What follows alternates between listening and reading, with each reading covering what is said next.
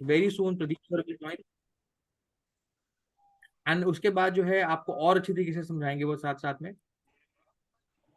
अब रेकी क्या है हम समझते हैं, और रेकी क्या नहीं है।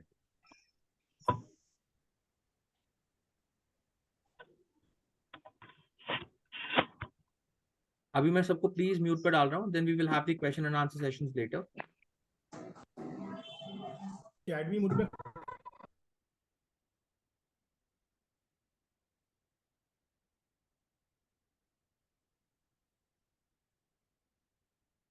रेकी जैसे मैंने आपको बताया कि यूनिवर्सल लाइफ फोर्स है। जब ये लाइफ फोर्स हमारे पास हर एरिया में जितनी होनी चाहिए उतनी रहती है, वो लाइफ एरिया ठीक चलता है। चाहे आपका फाइनेंशियल अबंडेंस हो, चाहे आपका हेल्थ हो, चाहे आपका कोई रिलेशनशिप हो, या कोई चीज हो, and so on like that. Reiki क्या नहीं है, ये कोई तंत्र नहीं है, ये कोई मंत्र नहीं है, ये कोई ऐसी विद्या नहीं है कि जिसके अंदर आपको कोई टिपिकल प्रैक्टिस करनी है। ये सिंपल, आपको अगर मैं बोलूंगा, इट इज चैनलिंग। आप अपने थ्रू उस यूनिवर्सल लाइफ फोर्स को वहां भेजते हैं जहां पर उसकी जरूरत होती है, जहां पर उसकी थोड़ी सी जो है कमी हो गई है कम, आप उसको अपने थ्रू वहां चैनल करते हैं। ये चीजें सर बहुत अच्छी तरीके से समझाते हैं। मैं आपको एक जनरल आइडिया दे रहा हूँ यहाँ पे। Sir will be with us very very shortly, and my name is Tarun. आपको कोई चीज हो, टेक्निकल हो, आप मेरे से पूछ सकते हो। Pradeep sir is about to join very soon.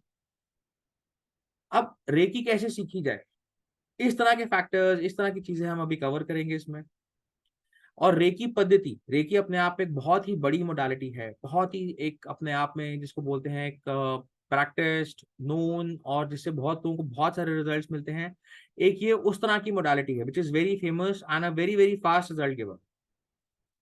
Recce एक बहुत लाभकारी शक्ति है, यानी बहुत एक पॉजिटिव एनर्जी है। किसी भी प्रकार का नुकसान या इससे रिएक्शन नहीं होता हमें। कोई बोले कि रेकी करके हमको मुश्किल होती है, प्रॉब्लम होती है, ऐसा नहीं होता। You are simply channelling, you are simply working with the positive energy, the ultra positive energy, जो बहुत एनर्जी पॉजिटिव है, इस यूनिवर्स में अबंडेंस में है, इस यूनिवर्स को लाइफ फोर्स दे रही है, हमें हमारी हर चीज जो होने की जैसी चीज की जरूरत है वैसे दे रही है। रेकी में व्यक्ति के हाथों के अलावा दूसरी किसी भी प्रकार के साधन की आवश्यकता ना होने से यह अत्यंत सरल और प्राकृतिक उपचार की पद्धति है। मतलब इसमें आपको खाली अपने हाथों की जरूरत होती है। ये लेवल 1 में होता है, एंड आगे आगे हम देखते जाएंगे क्या होता है इसके अंदर। रेकी शरीर की रासायनिक ग्रंथियों, अवयवों, सुनियों और जो भी स्थितियां हमारी होती हैं, जो उसको सर्जन करती हैं, चीजें उसके अंदर जो उसकी क्रिया है उसको बहुत स्ट्रांग बनाती है। जो हमारी प्रोसेसेस हैं उसको और तेज बनाती हैं, उसको और स्ट्रांग बनाती हैं। ये और शक्ति को बहुत तेज और तीव्रता प्रदान करती है। रेकी प्रत्येक व्यक्ति को व्यक्तिगत तौर पर असर करती है। रेकी उपचार लेने वाले व्यक्ति की इच्छा व आवश्यकता अनुसार प्रभाव की आवश्यकता होती है इसके अंदर। अक्सर रेकी उपचार में जिन समान बातों को पर प्रभाव पड़ता है वो निम्न है, मतलब जो जो बातों पे आपको इसमें असर दिखता है वो नीचे आ रही हैं। इसमें एक शक्ति का संतुलन या बैलेंस स्थापित होता है। विचारों व भावनाओं में तनाव से मुक्ति मिलती है हमारे को जब हम रेकी प्रैक्टिस करते हैं। रोग के मूल कारण यानी जड़ मूल पर रेकी का उपचार होता है। आपको कोई प्रॉब्लम है उसके रूट कॉज पे ये काम करती है। इसे जागृति बढ़ाती है और चेतना का विकास होता है। इससे शक्ति में वृद्धि होती है। शांति, आनंद, स्वस्थता या जीवनता की अनुभूति होती है रेकी से। जैसे दुनिया में सभी चीजों का महत्व जानने की अपेक्षा अपने अपनाने या अनुभव करने से होता है, रेकी पद्धति के साथ भी वैसा ही होता है। जब आप किसी चीज को जानना चाहते हैं, अनुभव करना चाहते हैं, उसके इफेक्ट्स देखना चाहते हैं, तभी आपको जो है इन चीजों के बारे में और अच्छी तरीके से किसी की चीज के अंदर पता चलता है, एंड सो ऑन। अब रेकी की विशेषताएं। रेकी एक सरल उपचार पद्धति है जिनमें हाथों के सिवाय अन्य किसी साधन की आवश्यकता नहीं रहती। इसमें खाली आपके हाथ चाहिए, आपको और कुछ नहीं चाहिए, कोई टूल नहीं चाहिए और कुछ नहीं चाहिए आपको इसके अंदर। रेकी का कोई पंथ या धर्म नहीं है। ये किसी धर्म से लिंक नहीं है, किसी पंथ से लिंक नहीं है। मानव मात्र सीखने का पात्र है। इसमें आपको खाली आपकी एक इंटेंशन की जरूरत चाहिए, आपको खाली एक इंटेंशन होनी चाहिए इसमें आपको सीखने की। रेकी व्यक्ति की शक्ति का संतुलन बनाए रखती है। जो आपके अंदर एक एनर्जी बैलेंस है उसको ये मेंटेन करती है। रेकी रेकी व्यक्ति के शारीरिक दुख दर्दों को दूर करने के साथ साथ मानसिक तनावों व भावनाओं के बंधनों को भी मुक्त करती है। आपको जो फिजिकल टेंशन हैं उसके साथ साथ जो आपकी मेंटल टेंशन अगर आपको है, कोई मेंटल डिस्कम्फर्ट है, उसको भी ये रिलीव करती है साथ में। रेकी रोगों के उपचार के साथ साथ उन रोगों के मूल कारणों पर भी असर करके सदैव निरोगी बनने में आपकी सदैव मदद करती है। आपको हमेशा एक निरोगी स्टेट रहे, आपको हमेशा एक कंफर्टेबल स्टेट रहे, वो अटेन करने में आपकी हेल्प करती है रेकी।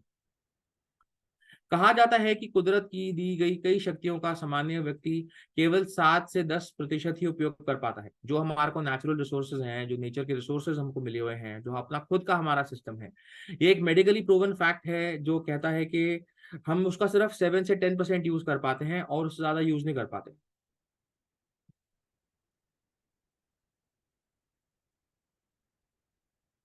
और इसको और ज्यादा एबिलिटी से यूज करना या इसको और एबिलिटी के साथ आपने बेटरमेंट की तरफ लेके जाना, ये आपको रेकी इसका और एक्स्ट्रा यूज कराती है। आप जो अपनी एबिलिटीज हैं, आपको जो हम नॉर्मली 7 to 10% यूज करते हैं, उसको ये आपसे ज्यादा परसेंटेजेस में यूज कराती है।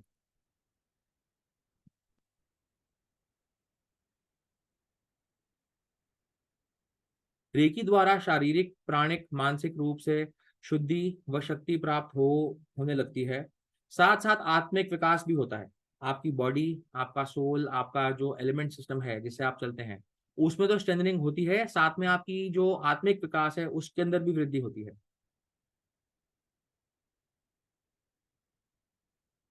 रेकी द्वारा शास्त्र में बताए गए कायाकल्प अर्थात सदैव युवावान रहने के रहस्य हमें मिल जाते हैं, या जो चेतना है हमारी उसका विकास होता है। रेकी चिंताओं से मुक्ति दिलाती है आपको। रेकी द्वारा असाध्य योग या जिनका आपको लगता है कि कैसे सोल्यूशन होगा, उनसे भी आपको जो है मुक्ति मिलती है। जो इनक्योरेबल डिजीजेस हैं, जिसका अभी भी मेडिकल साइंस रिसर्च कर रही है, उसमें भी आपको जो है रिलीफ मिलता है, एक आपको सोल्यूशन मिलता है उनसे।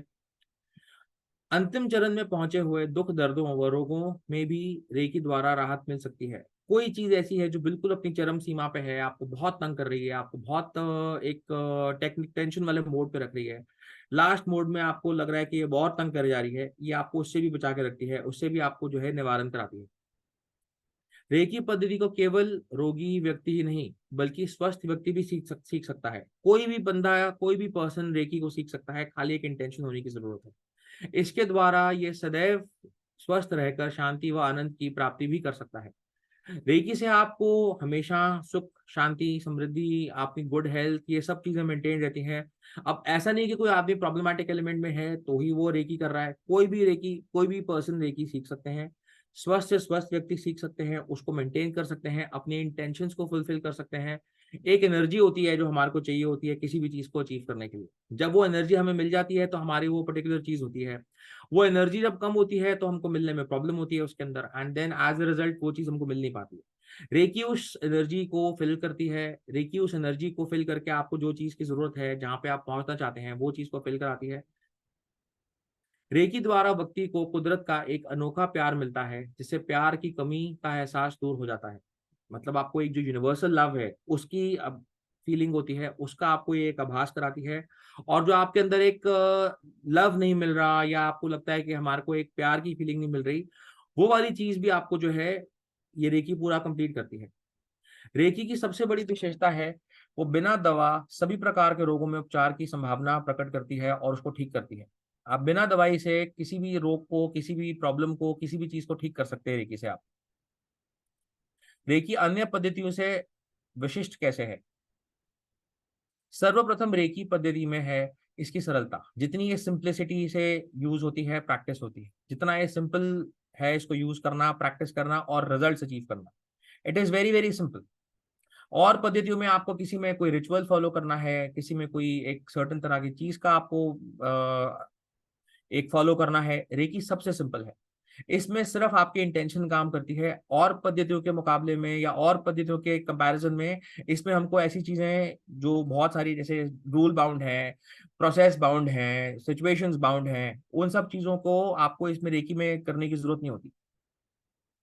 सर्वप्रथम रेकी पद्धति में है इसकी सरलता। जैसे मैंने आपको बताया, मात्र 2 और 2 4 दिन में शिक्षण द्वारा रेकी का ज्ञान, शिक्षण, अनुभव प्राप्त किया जा सकता है। आप इसको 1 से 2 दिन में सीख सकते हैं।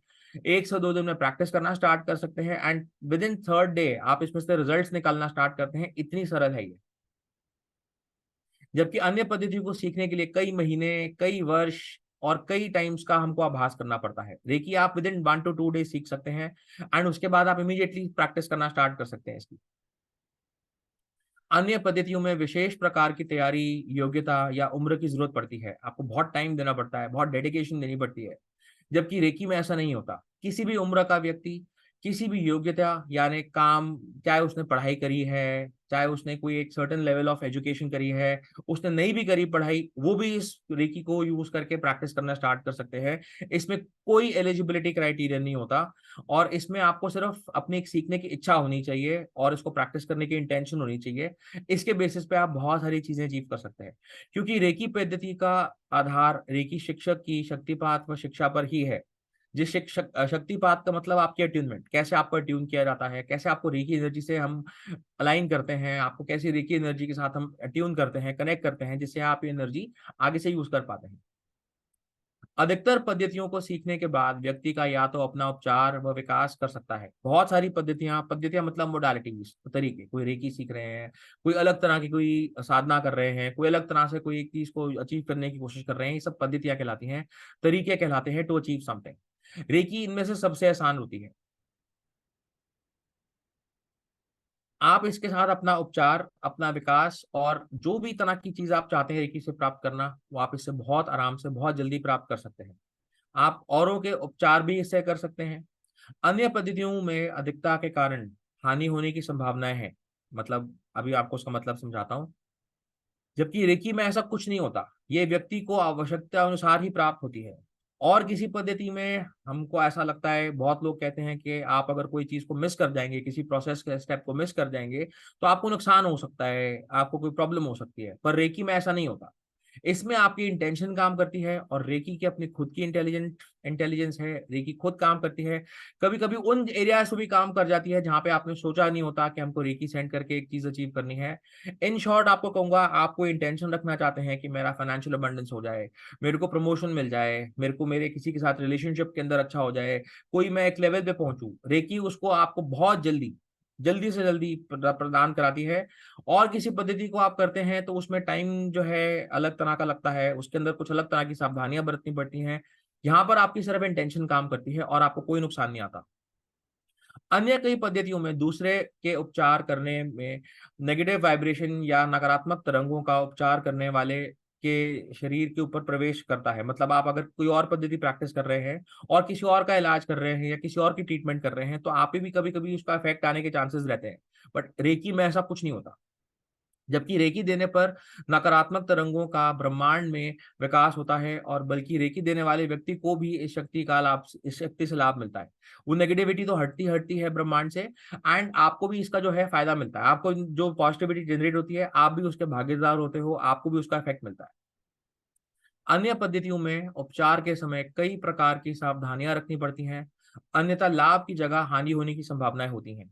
जबकि रेकी में ऐसा नहीं होता। रेकी द्वारा एक बार उपचार शुरू करने पर इसका प्रवाह शुरू हो जाता है और केवल संतुलन ही स्थापित होता है। आपने एक बार रेकी की इंटेंशन फ्लो कर दी, आपने एक बार रेकी की ट्रीटमेंट स्टार्ट कर दी, उसमें जो बैलेंसेस मेंटेन होते हैं वो तो होते ही हैं, साथ में उपचार चलता है। हानि कोई नहीं होती, बस आपको लाभ होता है। आपको इंटेंशन रखनी होती है इसके अंदर। कई पद्धतियों में उपचार के दौरान व्यक्ति के नकारात्मक विचारों, व्यवहार को बदलने या दूर करने की सलाह दी जाती है। जबकि रेकी में ऐसा नहीं होता, क्योंकि रेकी द्वारा उपचार लेने पर उसके विचार अपने आप ही मुक्त हो जाते हैं और वो पॉजिटिव यानी सकारात्मक विचार आ जाते हैं।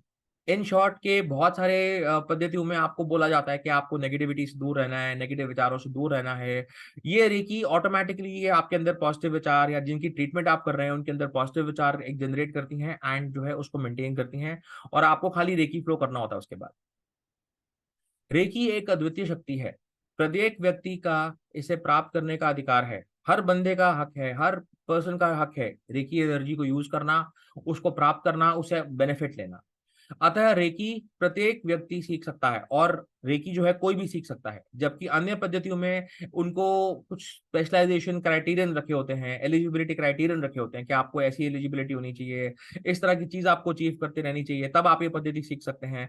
पद्धति मतलब modality, one way of doing something और अचीविंग समथिंग। रेकी में सबका हक है, यूनिवर्सल एनर्जी है, सबका हक है इसके ऊपर, सब इसको इससे लाभ ले सकते हैं। रेकी द्वारा आप अपना उपचार कर सकते हैं, जबकि अधिकतर दूसरी पद्धतियों में उपचार के लिए आपको दूसरों पर निर्भर रहना पड़ता है। इसमें आप self healing, self practice, self energization सब अपने ऊपर, खुद के ऊपर भी आप कर सकते हैं, अपनी खुद की ट्रीटमेंट भी कर सकते हैं, अपनी खुद की इंटेंशन फुलफिलिंग भी कर सकते हैं। बट दूसरी पद्धतियों में ऐसा नहीं होता, दूसरी पद्धतियों में आपको थोड़ा सा जो है औरों पर डिपेंडेंट रहना पड़ता है।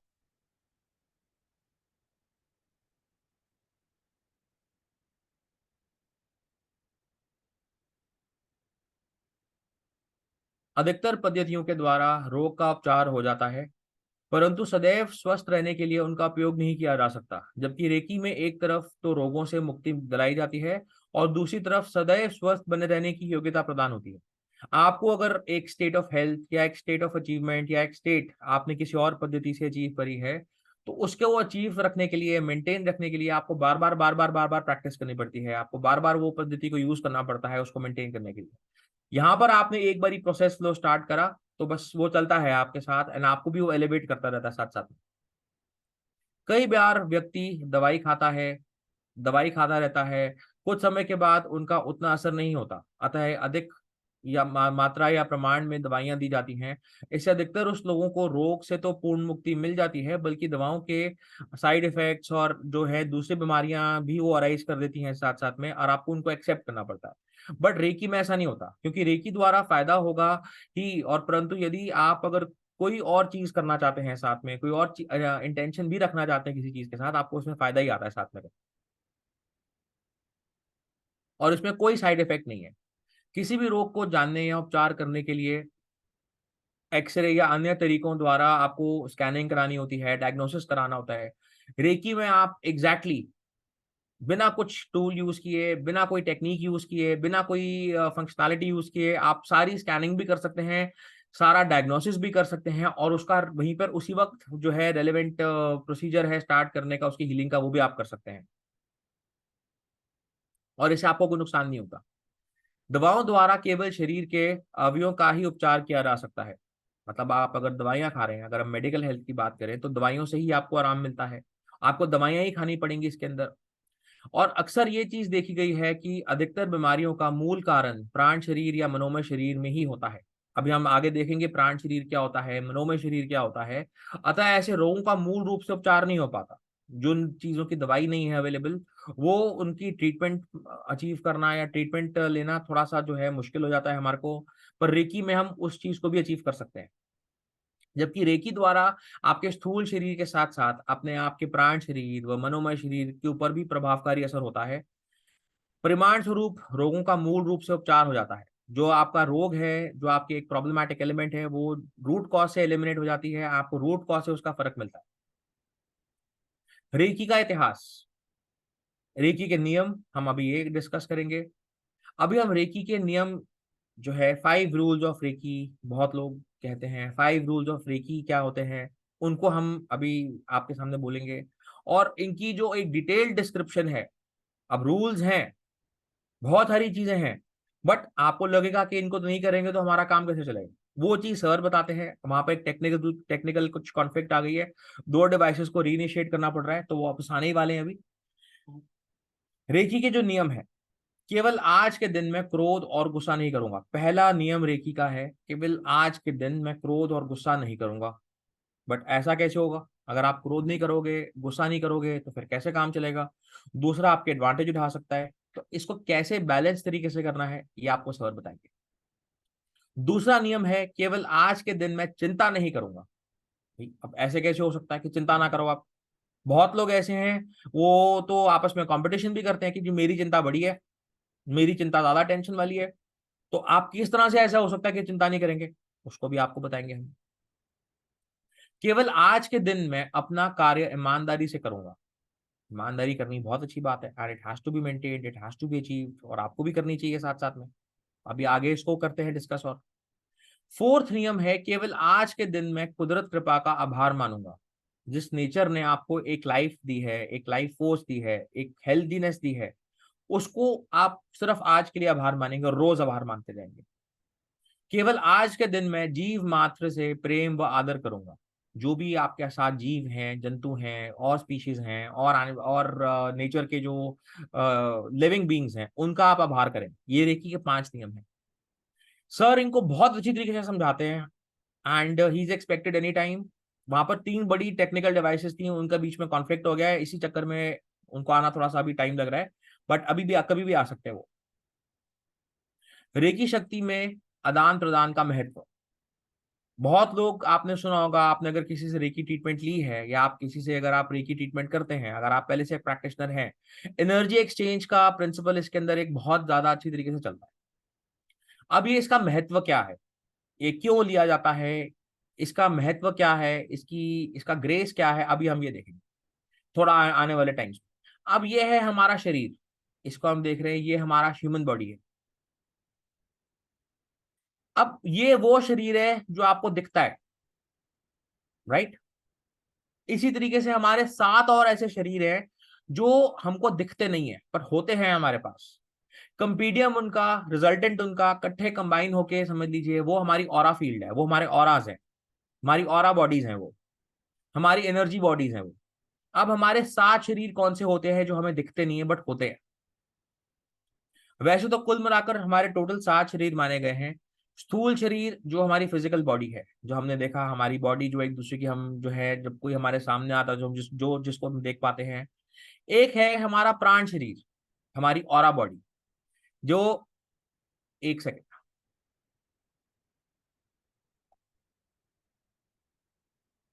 सर आ रहे हैं लगता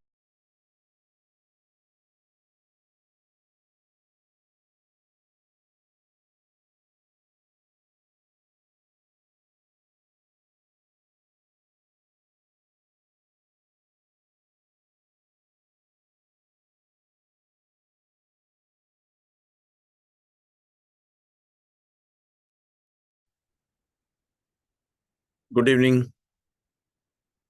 वॉइस आ रहा था ना? अब आ रहा है, आ रहा है, आ रहा है okay, sir. Great great great. Tarun पीछे लो ना 5 नियमों पे। हाँ। थैंक्स कि तरुण ने कंटिन्यू करा, कुछ टेक्निकल प्रॉब्लम्स आप लोगों ने भी वेट करा, उन सब के लिए थैंक्स आप सबको। तो 5 नियम, देखो वैसे तो ये रेकी के नियम नहीं है, ये एक आम नियम है।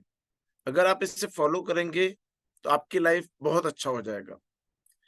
पर हर चीज को फॉलो करने के लिए हमारे अंदर 2 पर्सनैलिटीज काम करती हैं। एक पर्सनैलिटी को हमेशा पता होता है कि ये चीज नहीं करनी है। आप में से कितने लोग फैट हैं? Hand raise. कितने लोग आप समझते हैं कि मेरी बॉडी वेट ज्यादा है? आपको पता है कि स्लिम होने का क्या तरीका है? कितने लोग ऐसे जिनको पता नहीं है कि स्लिम होने का तरीका नहीं है हमारे पास? सबको ये भी पता होगा कि स्लिम कैसे होते हैं, हमको वॉक करना पड़ेगा, कुछ जंक फूड्स नहीं खाने पड़ेंगे, सब कुछ पता है। हमें जल्दी उठना है, प्रोक्रेस्टिनेशन सबको पता है कैसे छोड़नी है, हमको काम करना है, पता है। हर चीज के लिए हमें एक पर्सनैलिटी को सब पता होता है, पर वो पता होने के बाद भी हम अप्लाई नहीं कर पाते हैं। तो उसको अप्लाई कैसे करना, उसी के लिए हमने ये एक रूल बनाया कि केवल आज के दिन हम क्या करते हैं, मल्टीपल टाइम के लिए, 1 ईयर के लिए, 2 ईयर्स के लिए, हर न्यू ईयर को बहुत सारी कस्में खाते हैं। उसमें से कितनी कस्में पूरी होती हैं सबको पता है। तो आज हम समझेंगे कि केवल आज के दिन हमें ये 5 नियम अप्लाई करने अपनी लाइफ में। फिर नेक्स्ट डे उठेंगे, नेक्स्ट डे फिर हम आज के दिन, फिर नेक्स्ट डे उठेंगे, फिर आज के दिन। तो आज के दिन के लिए कुछ भी करना बहुत ईजी हो जाता है। तो केवल आज के दिन में क्रोध और गुस्सा नहीं करूंगा तो चलेगा कैसे? अगर मेरा एटीट्यूड खत्म हो जाएगा, अगर मेरा एटीट्यूड ही खत्म हो गया, मैं बॉस हूं, मैं कैसे सर्वेंट से काम लूंगा? मैं पेरेंट हूं, कैसे बच्चों को फोर्स करूंगा पढ़ने के लिए? मैं एक टीम कैप्टन हूं, अगर मैं अपने टीम मेंबर्स को समझाऊंगा नहीं तो कैसे वो अब काम करेंगे, कैसे वो अच्छा कर पाएंगे? गुस्सा छोड़ देंगे तो काम चलेगा क्या? कितने लोग मानते हैं कि गुस्सा छोड़ देने से काम चल जाएगा? या म्युनिसिपैलिटी से काम कराना है या लेबर से काम कराना है तो गुस्सा छोड़ने से काम चल सकता है? कितने लोग मान सकते हैं? या गुस्सा छोड़ना चाहिए या नहीं छोड़ना चाहिए, मैसेज यस कि छोड़ना चाहिए, नो फॉर नहीं छोड़ना चाहिए। कितने लोग मानते हैं कि गुस्सा छोड़ना चाहिए? ठीक है, सबसे पहले तो हम समझें कि गुस्सा कभी भी माइंड में प्रोड्यूस नहीं होता है। गुस्सा हमेशा सोलर प्लेक्सस में प्रोड्यूस होता है। वो एक फायर एलिमेंट है। कई बार तो आपने देखा होगा कि हम गुस्सा नहीं थे, मूड अच्छा था और सडनली कुछ छोटी सी हैपनिंग हुई और हम बस्ट आउट हो जाते हैं। होता है ऐसा कई बार? बहुत बार होता है कि हमारे कोई रीजन ही नहीं था और हम सडनली बस्ट आउट हो जाते हैं। क्यों हो जाते हैं? कि फायर एलिमेंट हमारे अंदर ज्यादा हो जाता है, हम उसको होल्ड नहीं कर पाते हैं, वो गुस्सा बन के बाहर निकलता है। जितने लोग गुस्से वाले होंगे उनको एसिडिटी प्रॉब्लम बाय डिफॉल्ट होगा। एसिडिक प्रॉब्लम बाय डिफॉल्ट होगा क्योंकि उनके अंदर फायर एलिमेंट ज्यादा होता है, उनको स्टमक की प्रॉब्लम्स होंगी ही होंगी।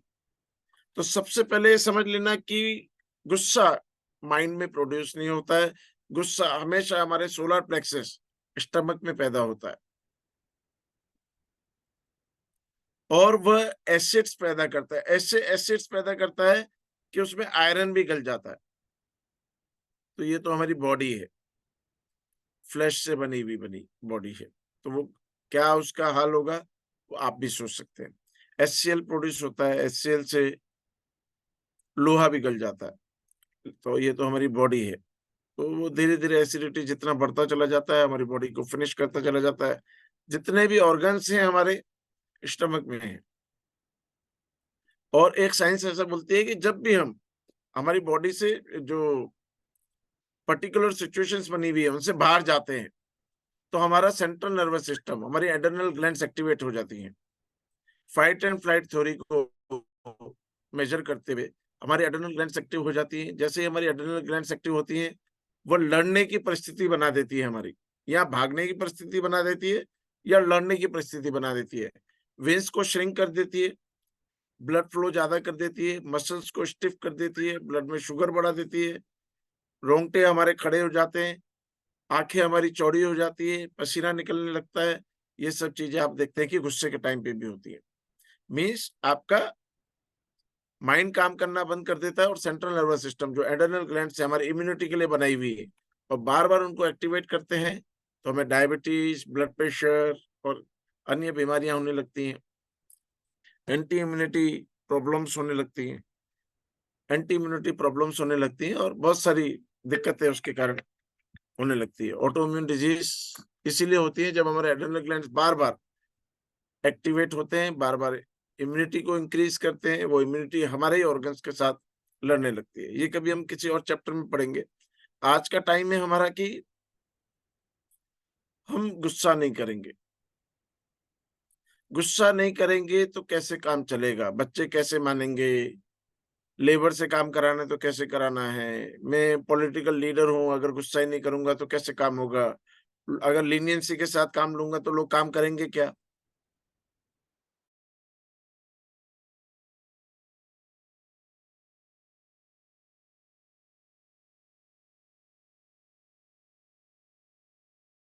लोग काम करने लगते हैं। ऐसा कितने लोगों ने देखा कि पर्सनैलिटी अपनी बना रखी है। एक बच्चों के जैसे ही उसने देखा, पेरेंट को देखा कि आ गए हैं, पढ़ाई पे लग गए। हमको ऐसा पर्सनैलिटी ने डरा कर भी नहीं, गुस्से से भी नहीं, रिक्वेस्टिंग वे में, एक रिक्वेस्ट करते हुए कि हम, अगर आपको पढ़ना है, इम्पोर्टेंस बता देंगे बच्चों को। अगर इम्पोर्टेंस पता चल गई कि पढ़ाई की क्या इम्पोर्टेंस है, लेबर को इम्पोर्टेंस पता चल गई कि काम कितना करना है, तो सब चीजें ऑटोमेटिकली चलती हैं। एक बार अपन ऐसा करके देखें कि गुस्सा न कर उनको समझा कर कि आपको ऐसा काम करना है, करके देखते हैं कि कितना मेरी बॉडी को बेनिफिट होता है, क्या मेरे काम में डिफरेंस जनरेट होता है या नहीं होता है। अगर ऐसा करने से काम रेगुलर वैसा ही चलता है तो आज के दिन में गुस्सा नहीं करूंगा। नेक्स्ट, आज के दिन में चिंता नहीं करूंगा तो जीऊंगा कैसे? अगर बच्चों को स्कूल भेजने की चिंता नहीं होती है संडे के दिन तो क्या होता है? आराम से उठते हैं अपन। जॉब जाने की अपने को टेंशन नहीं होती है तो क्या होता है? आराम से उठते हैं। अगर काम करने की चिंता ना हो, पेट भरने की चिंता ना हो, ईएमआई भरने की चिंता ना हो, तो क्या हम चल सकते हैं क्या? हाँ जी, कितने लोग मानते हैं कि बिना चिंता के हम चल सकते हैं? यस और नो?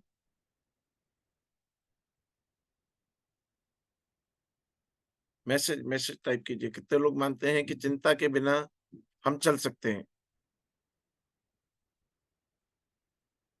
अगर चिंता ही ना हो कि हस्बैंड की चिंता ना हो, बच्चों की चिंता ना हो, पेरेंट्स की चिंता ना हो, पेरेंट्स को बच्चों की चिंता ना हो, तो बिना चिंता के कैसे चल सकते हैं? मुझे चिंता ही ना हो, आपसे पैसे लेके बैठ जाऊं, क्लासेस चलानी है, कैसे चलेगी ये दुनिया?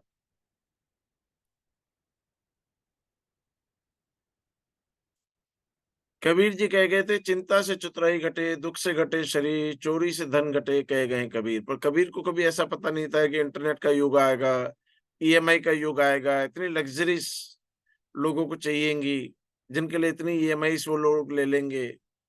तो कबीर ने कहावत को शायद कुछ गलत सा लिखा। आजकल जहां 4 लेडीज मिलती है, वहां चिंता की कंपटीशन होती है कि सही है, तुम सही हो बिल्कुल, तुम्हारा एक ही बच्चा है। जिस दिन 2 बच्चे हो जाएंगे, तब तुम्हें मालूम पड़ेगा कि जिम्मेदारी किसको कहते हैं। तीसरी बोल पड़ती है, तुम्हें तो 2 बच्चे ही हैं। जब आपके सास ससुर भी अगर घर पे होते हैं, तो तुम्हें मालूम पड़ता है कि चिंता क्या होती है, कैसे जिया जाता है। फोर्थ बोलती है, मेरे पास 2 बच्चे भी हैं, मेरे पास 2 सास ससुर भी हैं, और मेरे पास काम करने वाली बाई भी नहीं है। इस यूनिवर्स में हमारे घर की बाइयों की सबसे बड़ी टेंशन उनकी बाई। एक दिन नहीं आती, सब कुछ ऊपर नीचे हो जाता है। तो मेरे पास तो बाई भी नहीं है, तो सुपीरियर कौन हुई सबसे? 1 2 3 या 4? कौन सी सुपीरियर है सबसे? कौन है सुपीरियर? Which one type? 1 2 3 या 4? जिसका एक बच्चा है 1, जिसके 2 बच्चे 2, जिसके सास ससुर और बच्चे 2 हैं वो 3, एंड जिसके सास ससुर भी हैं और बाई नहीं है, नंबर 4 सबसे सुपीरियर, क्योंकि उसकी चिंता सबसे ज्यादा है। बोलते हैं ना, देखो वो सामने वाला कैसे जी रहा है, 100 करोड़ रुपए का कर्जा है, फिर भी देखो टेंशन ही नहीं है। तो वो सुपीरियर है, क्योंकि वो 100 करोड़ रुपए की टेंशन लेके चल रहा है। तो आज जिसकी टेंशन सुपीरियर है, जो सबसे ज्यादा चिंता करता है, वो पर्सन सुपीरियर है। तो कबीर जी की कहावत कुछ उल्टी हो गई, चिंता से चतुराई बढ़े, दुख से बढ़े शरीर। आज से 40 साल पहले जाएंगे तो आदमी पतला हो जाता था, बोलते थे कि बीमार हो गया क्या? बोलते थे नहीं बोलते थे, भाई क्या हो गया तुझे? और आज 0 फिगर मीन्स सबसे स्वस्थ व्यक्ति। और बीमारियां भी ऐसी हो गई हैं, अगर एक बीमारी हो गई तो आपका 10 केजी वेट बढ़ जाएगा, दूसरी ऐड हो जाएगी तो और 10 बढ़ जाएगा, तीसरी पे और 10 बढ़ जाएगा। बीमारियां भी चेंज हो गई है। आज मोटा हो जाता है तो आदमी पूछते हैं, भैया क्यों ऐसे मोटे होते चले जा रहे हो? और स्लिम फिगर है, 0 फिगर है, तो हम उसे स्वस्थता का फिगर बोलते हैं। तो कबीर जी ने बोला था, दुख से बढ़े शरीर, दुख से घटे शरीर, जबकि हमारे यहाँ कहावत अब हो गई, दुख से बढ़े शरीर, चोरी से धन घटे। कबीर कह गए थे कि चोरी जितनी करोगे उतनी धन घटेगा। जबकि आज देखो कि जो जितनी ज्यादा टैक्स की चोरी कर रहा है, जितनी ज्यादा रिश्वत ले रहा है, उतनी ज्यादा उसके धन बढ़ रहा है। तो चोरी से धन बढ़े, ये सब तो कहने की बातें हैं, लेकिन चिंता की वजह से थॉट पैटर्न्स, हमारे हिप्नोसिस के प्रोग्राम में बताते हैं कैसे एक एक वर्ड इम्पैक्ट करता है आपकी लाइफ को। देखेंगे कि टेंशन क्या होती है। कितने लोग देखना चाहेंगे टेंशन क्या होती है? आपको क्या करना है, अपनी आंखें बंद करनी है, दोनों हाथ यूं सामने की तरफ फेस करना है। कीजिए, दोनों हाथ सामने की तरफ स्ट्रेट, ये एल्बो स्ट्रेट होनी चाहिए। Do it now. हवा में, लैप पे नहीं, हवा में, सीधा शोल्डर्स की हाइट पे। और आपको राइट हैंड में इमेजिन करना है कि आपने 4-5 बुक्स पकड़ी हुई हैं, और लेफ्ट हैंड में इमेजिन करना है कि 4-5 गैस बलून्स टाइड अप हैं आपके लेफ्ट रिस्ट पे। Close your eyes now. लंबे गहरे श्वास लीजिए और पूरा ध्यान रखिए अपनी सांसों के ऊपर। लंबे गहरे श्वास और पूरा ध्यान रखिए अपनी सांसों के ऊपर। लंबे गहरे श्वास और पूरा ध्यान रखिए अपनी सांसों के ऊपर। राइट हैंड में इमेजिन कीजिए 4-5 बुक्स को जो कि डिफरेंट कलर्स की है और 20 केजीज का उनका वेट है। आप फील कर पा रहे हैं उनके वेट को, आप फील कर पा रहे हैं उस वेट को, आप फील कर पा रहे हैं उसके वेट को, और उसके वेट से आपका हाथ नीचे चला जा रहा है और नीचे और नीचे और नीचे और नीचे और नीचे और नीचे और नीचे और नीचे और नीचे। लेफ्ट हैंड में 4-5 गैस बलून्स हैं जो कि डिफरेंट कलर्स के बलून्स है, red, yellow, green, blue, different colours के गैस बलून से जो कि टाइड अप है लेफ्ट हैंड से, जो कि आपके हाथ को ऊपर की तरफ खींच के ले जा रहे हैं और ऊपर और ऊपर और ऊपर और ऊपर और ऊपर और ऊपर और ऊपर। राइट हैंड और नीचे और नीचे और नीचे और नीचे और नीचे और नीचे। लेफ्ट हैंड और ऊपर और ऊपर और ऊपर और ऊपर और ऊपर। Open your eyes. कितने लोगों ने वेट फील करा? Type yes.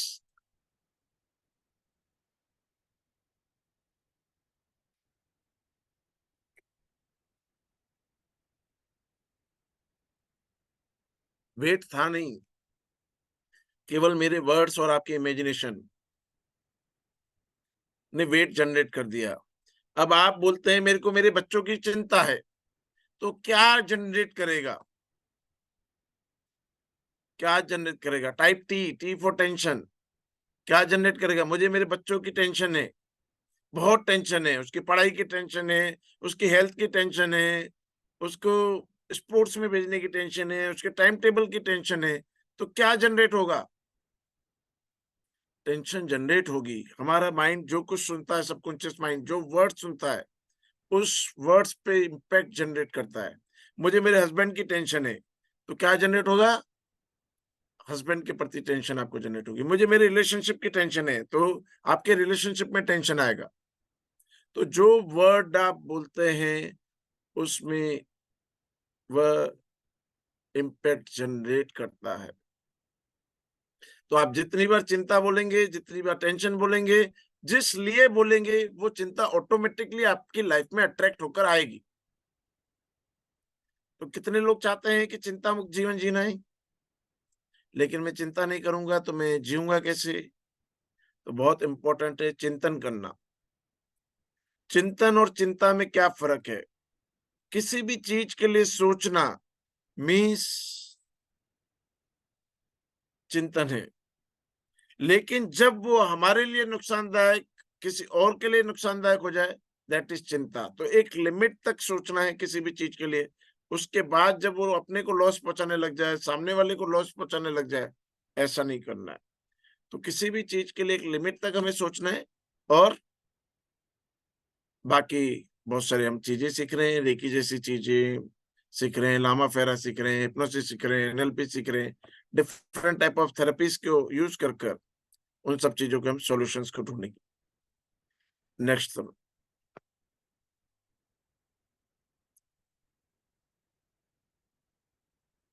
केवल आज के दिन में अपना कार्य ईमानदारी से करूंगा। तो अभी रेकी का प्रोग्राम फिनिश होगा, मैं इनकम टैक्स ऑफिस में फोन करूंगा कि मैंने इतनी इनकम टैक्स की चोरी करी है, आज मैं आपको वापस दे रहा हूँ, मैंने इतना जीएसटी का चोरी करा है, उतना वापस कर रहा हूँ, इतना ऐसा ऐसा पैसा मेरे पास आया था वो वापस कर रहा हूँ। ऐसा नहीं है इसका मतलब। इसका मतलब ये है कि जहां तन वहां मन। अगर आप लाइफ में कैसा भी सक्सेस चाहते हैं जीवन में, तो आपको ये रूल अपनी लाइफ में अप्लाई करना पड़ेगा। जहां आप हैं उस काम के प्रति आपका माइंड 100% फोकस्ड होना चाहिए। आप बैठे हैं ऑफिस में, घर के बारे में सोच रहे हैं, रात के डिनर के बारे में सोच रहे हैं, पार्टी के बारे में सोच रहे हैं, बच्चों के बारे में सोच रहे हैं, तो क्या आप अपने काम को 100% एफिशिएंसी के साथ कर पाएंगे? मैं आपकी क्लास ले रहा हूँ और मेरा दिमाग कहीं और हो, तो क्या मैं आपकी क्लास ले पाऊंगा? क्या मैं जिस स्टेज पे खड़ा हूं उस स्टेज पे पहुंच पाऊंगा, या पहुंच पाता अगर मैं ऐसा करता? तो अपनी लाइफ में इन चीजों को अप्लाई करके देखिए कि जहां हो, आप जो काम कर रहे हो, घर पे हो तो ऑफिस नहीं, ऑफिस हो तो घर नहीं, जिस चीज को एक टाइम टेबल बनाइए, जहां आपको होना चाहिए वहीं पे आपके मन को भी होना चाहिए। क्योंकि कुछ भी बिहेवियर, कुछ भी एक्शंस हमारे माइंड के थ्रू ही आते हैं। जब तक हम किसी भी चीज पे 100% फोकस नहीं करेंगे, हम 100% सक्सेस नहीं प्राप्त कर सकते हैं। तो इस रूल को अप्लाई कीजिए, ऑफिस को ऑफिस में रखिए, घर को घर में रखिए, देखिए कि आपके जीवन में कितनी सक्सेस आपको मिलती है। नेक्स्ट तरफ, केवल आज के दिन में कुदरत कृपा का आभार मानूंगा। मैं बहुत सारी लेडीज हैं यहाँ पे, मैं उनसे क्वेश्चन पूछता हूँ कि आपने आज एफर्ट्स करके 4-5 घंटे लगाकर कुछ अच्छी रेसिपी बनाई है, तो क्या आप कुछ प्रेज़ चाहते हैं कि कोई आपकी तारीफ़ करे कि आपने बहुत अच्छा खाना बनाया? कितने लोग चाहते हैं ऐसा? कितने लोग? Yes, type yes. जितने लोग चाहते हो कि भई कुछ हम मेहनत एफर्ट्स करते हैं, तो उसका रिवर्ट हमें मिलना चाहिए। ग्रेट। आपके बहुत सारे ऑर्गन्स हैं, जो कि आपकी जितनी एज है, उतना 24 आवर्स उन्होंने काम करा है। क्या उनकी भी कोई इमोशंस होंगी आपके लिए? एक हार्ट जो कि हर फ्रैक्शन ऑफ सेकंड बीट कर रहा है आपके लिए, क्या आपने उसको कभी थैंक्स बोला? एक ब्रेन जो कंटिन्यूअसली वाइब्रेट कर रहा है, आप सो रहे होते हैं, वो जाग रहा होता है, आपके बॉडी के फंक्शन चला रहा होता है। हर बॉडी का ऑर्गन, आप ऊपर से नीचे, आंखें जो आपके लिए देख रही हैं, कान जो आपके लिए सुन रहे हैं, टंग जो आपके लिए टेस्ट कर रही है, लंग्स, हार्ट, सारी ग्लैंड्स, लीवर, पेनक्रियास, कोई भी एक भी पार्ट अगर प्रॉपर फंक्शन नहीं करता है, तो हम एक डिजीज के अपने अंदर ले लेते हैं। क्या आपने कभी थैंक्स बोला उनको? ये यूनिवर्स जो आपको खाने को दे रहा, पानी पीने को दे रहा, क्या आपने उसको कभी थैंक्स बोला? क्या वो होप नहीं करते होंगे, क्या वो आस नहीं करते होंगे कि आप किसी तरह का थैंक्स बोले उनको? जब आप 2-3 घंटे का खाना बनाकर ये चाहते हैं कि आपको कोई थैंक्स बोले, तो वो तो कंटिन्यूअसली काम कर रहे हैं विदाउट एनी रेस्ट। अगर 5 मिनट का हार्ट ने रेस्ट ले लिया तो कैसा होगा? 5 मिनट का ब्रेन ने रेस्ट ले लिया तो कैसा होगा? कि मैं थक गया हूँ, आज काम नहीं करूँगा। मैं आपसे आज नाराज़ हूँ, मैं आपसे काम नहीं करूँगा, तो क्या होगा? तो हमें थैंक्स, ग्रैटिट्यूड ज़रूर फ़ील करना चाहिए। इस कुदरत की जितनी चीज़ें हैं, आप सोचो कि एक स्पर्म से कितना परफेक्टली हर चीज़, हर सिस्टम बना। कभी बैठ के 5 मिनट मनन कीजिए कि आँखें कैसे बनी, कान कैसे बने, नोज़ कैसे बना और कैसे परफेक्ट सिस्टम सबको एक दूसरे के साथ, इतनी मिलियन सेल्स सब एक दूसरे के साथ कैसे काम कर रहे हैं। तो ग्रैटिट्यूड कीजिए अपने बॉडी पार्ट्स का, ग्रैटिट्यूड कीजिए इस यूनिवर्स का, ग्रैटिट्यूड कीजिए अपने पेरेंट्स का, अपने टीचर्स का। जितना आप ग्रैटिट्यूड, ये यूनिवर्स ग्रैटिट्यूड की लैंग्वेज में बहुत बिलीव करती है। जितना आप ग्रैटिट्यूड फील करेंगे, उतना वो आपको ज़्यादा देगी। जो काम नहीं होता है, मैं आपको एक सिंपल सा लॉ बताता हूँ, लॉ ऑफ यूनिवर्स। जो काम नहीं होता है, आपको वो काम चाहिए कि मुझे एक जॉब चाहिए, उसके लिए मैं बहुत खफ़ा हूँ कि मुझे जॉब नहीं मिल रही, मुझे जॉब नहीं मिल रही, मुझे जॉब नहीं मिल रही। अब एक ग्रैटिट्यूड नोट लिखिए, थैंक्स टू यूनिवर्स जिसने मुझे जॉब दिलाई, ग्रैटिट्यूड बाय मी, और नीचे अपना साइन कीजिए और अगेन एंड अगेन इसको करके देखिए, आपको जॉब मिल जाएगी। ग्रैटिट्यूड और थैंक्स हम क्या करते हैं, काम के बाद बोलते हैं। और ये सबकॉन्शियस माइंड को चीजें पता होती है। वो जब आप ग्रेटिट्यूड लिखते हैं, जब आप थैंक्स लिखते हैं, तो वो समझता है कि चीज हो चुकी है, तभी ये ग्रेटिट्यूड बोल रहे हैं। और सबकॉन्शियस माइंड एक ऐसा टूल है जो जिस चीज पे बिलीफ मान लेता है, उसको इम्पॉसिबल को पॉसिबल करने की क्वालिटीज उसके अंदर है। तो ग्रेटिट्यूड नोट्स आपको अपनी लाइफ में जरूर रखने चाहिए। एक ग्रेटिट्यूड डायरी होनी चाहिए। रात को हर चीज जो आपके साथ हुई, अच्छी या बुरी, उसके लिए आप ग्रेटिट्यूड लिखिए कि जो हो इसमें भी यूनिवर्स ने मेरे लिए कुछ अच्छा सोचा होगा, मैं ग्रेटिट्यूड मानता हूँ। तो कई बार बहुत सारी चीजें हमें लाइफ में ऐसी भी होती हैं जो हमें अच्छी नहीं लग रही होती हैं, लेकिन वो आगे जब चल के जाते हैं तो मालूम पड़ता है कि यूनिवर्स ने इसमें भी हमारे लिए कुछ अच्छा करा है। नहीं भी होगा, जब आप ग्रेटिट्यूड लिखेंगे तो कहीं ना कहीं उसकी परसेप्शंस माइंड में चेंज होती हैं और उसके इम्पैक्ट भी चेंज होते हैं। तो अपनी लाइफ में ग्रेटिट्यूड मानिए, यूनिवर्स का ग्रेटिट्यूड मानिए, और केवल आज के दिन में ऐसा करूंगा, नेक्स्ट डे फिर मैं आज के दिन ऐसा करूंगा। आगे,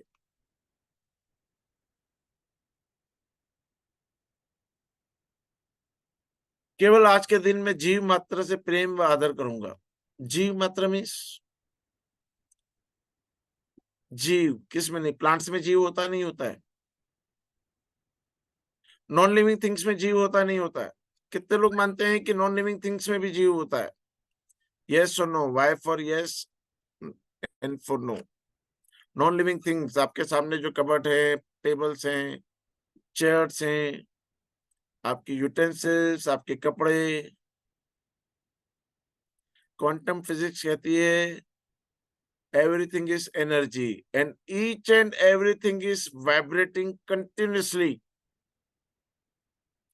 हर चीज वाइब्रेट कर रही है, हर चीज की एक निश्चित एनर्जी फ्रिक्वेंसी है। आप किसी भी नॉन लिविंग थिंग की भी ऑरा निकालेंगे तो उसकी भी ऑरा होती है। जब ऑरा है तो उसके अंदर जीव है। तो आज के दिन में हर लिविंग नॉन लिविंग थिंग को एक एनर्जी मानूंगा और मैं उनका आदर करूंगा। आपके घर में बहुत सारे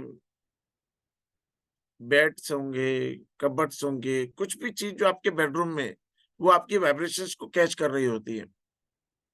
कोई कपल अगर बार बार बेडरूम में लड़ता है तो वो वाइब्रेशंस क्या होती है, वो लड़ाई की वाइब्रेशंस उनके फर्नीचर में आ जाती हैं, और जैसे ही वो बेडरूम में एंटर करते हैं, वो अच्छे मूड से आ रहे थे, वो उन वाइब्रेशंस के बीच में गए और उनका मूड खराब हो जाता है, फिर से एक लड़ाई स्टार्ट हो जाती है। तो उनको भी हमें रेकी में आपको आगे सेकंड डिग्री में क्लींस करना सिखाया जाएगा, चेक करना सिखाया जाएगा कि किसकी क्या वाइब्रेशंस हैं, कैसे वो काम करती है। साइकोमेट्रिक साइंस होती है जिसमें कि हम अंदर की वाइब्रेशंस को कैच करना, क्या डेंसिटी है, क्या स्मेल है, क्या थॉट पैटर्न्स उनके अंदर हैं, वो भी रीड करना सीखते हैं। तो आज के दिन में हर जीव से प्रेम करूंगा। ठीक है, आगे स्टार्ट कीजिए। आगे करो तुम।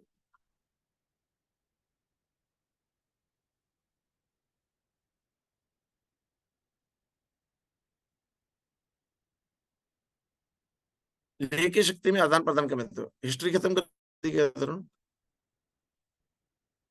अभी नहीं करी सर। ठीक है, रेकी शक्ति में आदान प्रदान का महत्व है। एनर्जी एक्सचेंज हमेशा से इंपॉर्टेंट रहा है रेकी में, पर जहां कोई रीजन हो, एनर्जी एक्सचेंज बहुत इंपॉर्टेंट है। Energy can neither be created nor be destroyed, only we can change the form of energy. न तो हम एनर्जी बना सकते हैं, ना उसको डिस्ट्रॉय कर सकते हैं। अगर आप किसी को एनर्जी दे रहे हैं, टाइम भी क्या है, एनर्जी है। अगर आप अपना टाइम दे रहे हैं किसी के लिए, लोग पूछेंगे आपने क्या दिया, तो टाइम दिया। टाइम एक बहुत, किसी भी प्रोफेशन में इंपॉर्टेंट टाइम है। मैं सेशन लेता हूं तो उसके टाइम दे रहा हूँ। कोई डॉक्टर आपका ट्रीटमेंट कर रहा है तो टाइम दे रहा है। कोई एडवोकेट आपके लिए केस लड़ रहा है तो क्या कर रहा है, टाइम दे रहा है, अपनी सर्विसेज प्रोवाइड कर रहा है। तो आप भी हीलर बनेंगे तो आप अपनी सर्विसेज प्रोवाइड करेंगे, और उसके लिए आपको पैसा लेना ही चाहिए अगर आप बैलेंस बनाना चाहते हैं एनर्जी का, और बैलेंस्ड रूप में रहना चाहते हैं तो। ठीक है, आगे करो तो। हमारा शरीर, हम अपने शरीर को जैसा मानते हैं वैसा ही खाली नहीं है, वो हम आगे समझते हैं। लोन तुरंत आगे 7 शरीर होते हैं हमारे, जो कि क्लियन फोटोग्राफी के द्वारा देखे जाते हैं और मेजर भी करे जाते हैं। हम रेकी में फर्स्ट लेवल में 3 शरीरों को समझते हैं। 7 चक्रास होते हैं, 7 शरीर होते हैं, ये हम सेकंड लेवल में और ज्यादा समझते हैं। आगे चलो। वैसे तो कुल 7 शरीर माने गए हैं। स्थूल शरीर मीन्स फिजिकल बॉडी जो आप देख रहे हैं अपनी। प्राण शरीर, ऑरा बॉडी इसको बोलते हैं, भाव शरीर बोलते हैं, या इंग्लिश में इसको एथरिक बॉडी बोला जाता है। देन सूक्ष्म शरीर, एस्ट्रल बॉडी इसको बोलते हैं। कारण शरीर, कॉजल बॉडी इसको बोलते हैं। महाकारण शरीर, मनोमय शरीर या मेंटल बॉडी इसको बोलते हैं। चैतन्य शरीर, ब्रह्म शरीर इसको बोलते हैं, आत्मिक शरीर बोलते हैं, स्पिरिचुअल बॉडी भी इसको बोलते हैं। देन विराट शरीर, कॉस्मिक बॉडी, जो कि श्री कृष्ण ने महाभारत में दिखाई थी। आगे लो तो सबसे पहले हम स्थूल शरीर को समझते हैं। इसको समझने जैसा कुछ भी नहीं है। जो कुछ हम देख रहे हैं वह पूरा स्थूल शरीर है। जितने भी फंक्शंस हमारे होते हैं, जितने भी एक्शंस हमारे होते हैं, जितने भी बिहेवियर्स हमारे होते हैं, या कोई भी रोग हमारे अंदर होते हैं, वो सब यहीं पर होते हैं। आगे प्राण शरीर, ऑरा बॉडी, ये एक व्यक्ति में 2 इंच से लेकर कई मीटर तक होती है। हमारे शरीर के आसपास एक इलेक्ट्रोमैग्नेटिक फील्ड होता है जिसको कि हम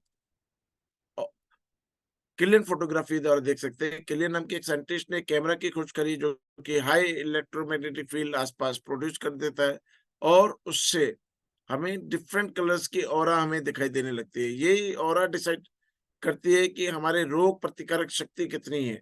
इसी ऑरा के अंदर हमारे 7 चक्र स्थित होते हैं जिनको कि हम एनर्जी सेंटर्स बोलते हैं, जिनके बारे में हम आगे पढ़ेंगे। जितनी बड़ी ऑरा होगी उतनी ज्यादा रोग प्रतिकारक शक्ति आपकी होगी। कोई भी बीमारी अगर हमें होती है तो सबसे पहले इसमें आती है और ये उससे लड़ती है। अगर वो उससे लड़ नहीं पाती है तब ये वो बीमारी हमारे शरीर की तरफ आती है। आगे मनोमय शरीर, मेंटल बॉडी, जहाँ पे सोच पैदा होती है, आपके थॉट्स पैदा होते हैं और आपके अंदर आते हैं। एक दिन में व्यक्ति 60,000 से ज्यादा विचार उत्पन्न करता है। काम कितने करता है? आप भी 50-100 काम करते होंगे। बाकी के थॉट्स प्रेशर जनरेट करते हैं ऑरा लेवल के ऊपर। आगे बढ़ते हैं। सबसे पहले हम समझते हैं चक्रों की पद्धति से पहले कि हम बीमार कैसे होते हैं। मेंटल बॉडी का काम है विचार पैदा करना। एक दिन में वो 60,000 से ज्यादा विचार उत्पन्न करती है। जो कार्य हम कर लेते हैं वो हम विचार मुक्त हो जाते हैं। जो कार्य हम नहीं करते हैं, पास्ट और फ्यूचर के थॉट्स हम सोचते रहते हैं, प्रेजेंट में नहीं। पास्ट के थॉट सोचते रहते हैं, कल क्या हुआ, 1 साल बाद क्या, पहले क्या हुआ, 2 साल पहले क्या हुआ, 10 साल पहले क्या हुआ, या फ्यूचर में। हम 99% ऑफ लाइफ अपनी पास्ट और फ्यूचर में सोचते सोचते निकाल देते हैं। प्रेजेंट पे तो 1% ही फोकस करते हैं। जो थॉट्स पैदा होते हैं और उनका कोई काम नहीं होता, वो प्रेशर जनरेट करते हैं ऑरा के ऊपर और एक डेंस एनर्जी की तरह वर्क करते हैं। ऑरा भी कुछ समय तक उनसे लड़ती है, नहीं लड़ पाती, उनको रोक नहीं पाती है, तो वो डेंस एनर्जी, वो नेगेटिव एनर्जी बनकर हमारी बॉडी की तरफ जाते हैं। यही एनर्जी हमारे चक्रों की गतिविधि में भी प्रभाव डालती है। चक्र इधर क्लॉकवाइज घूमते हैं, एंटी क्लॉकवाइज घूमते हैं, इधर क्लॉकवाइज इधर एंटी क्लॉकवाइज। जब किसी तत्व की जरूरत होती है, जो चाहिए होती है, तो क्लॉकवाइज घूमकर उसे बैलेंस करते हैं। लेकिन जब ये प्रेशर या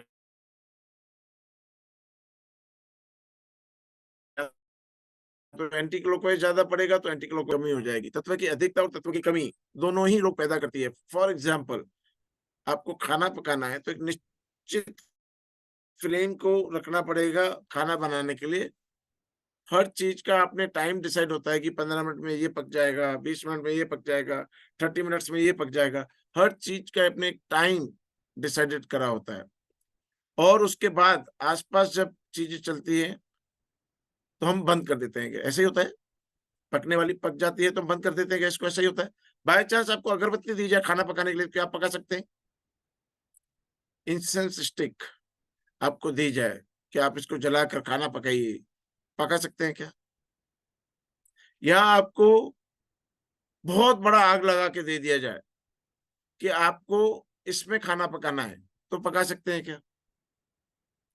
या आपको कोई चीज जो 1 घंटे में पकने वाली हो 5 मिनट दिए जाए कि 5 मिनट में पकाना है, तो पका सकते हैं क्या? या जो चीज 1 घंटे में पकनी हो उसको 12 घंटे रखने को बोल दिया जाए, तो पका सकते हैं क्या? एक निश्चित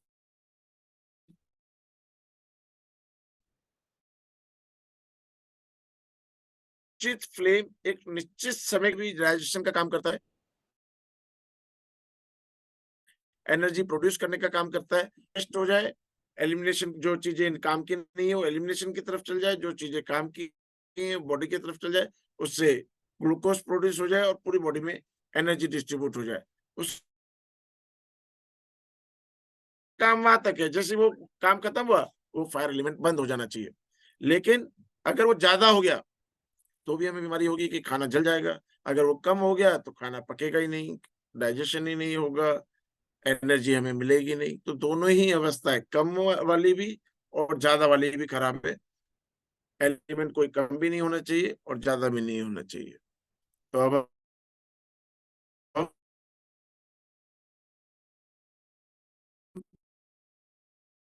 चक्रों को समझते हैं कि चक्र का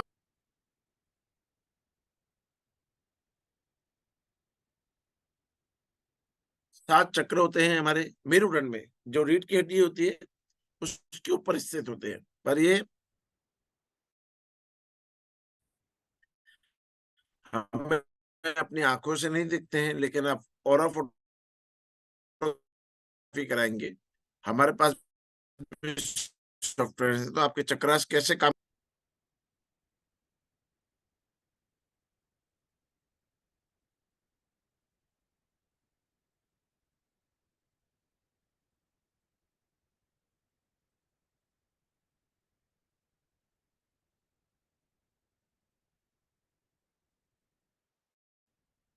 एक मिनट।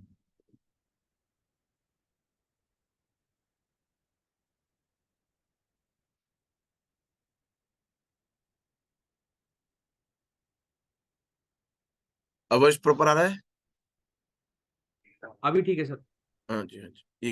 ये अभी नया स्टूडियो रेडी हुआ है, तो आज फर्स्ट डे ही है, वहाँ पे तो क्या-क्या कमियाँ हैं, मालूम पड़ेंगी तो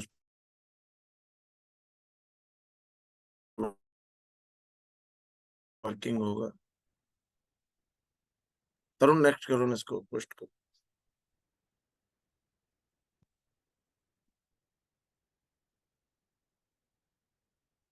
तो चक्रों में हमें देखना है कि जैसे क्या होता है, चक्रों में हमें चक्रों के रंग देखना है, क्या कलर का होता है।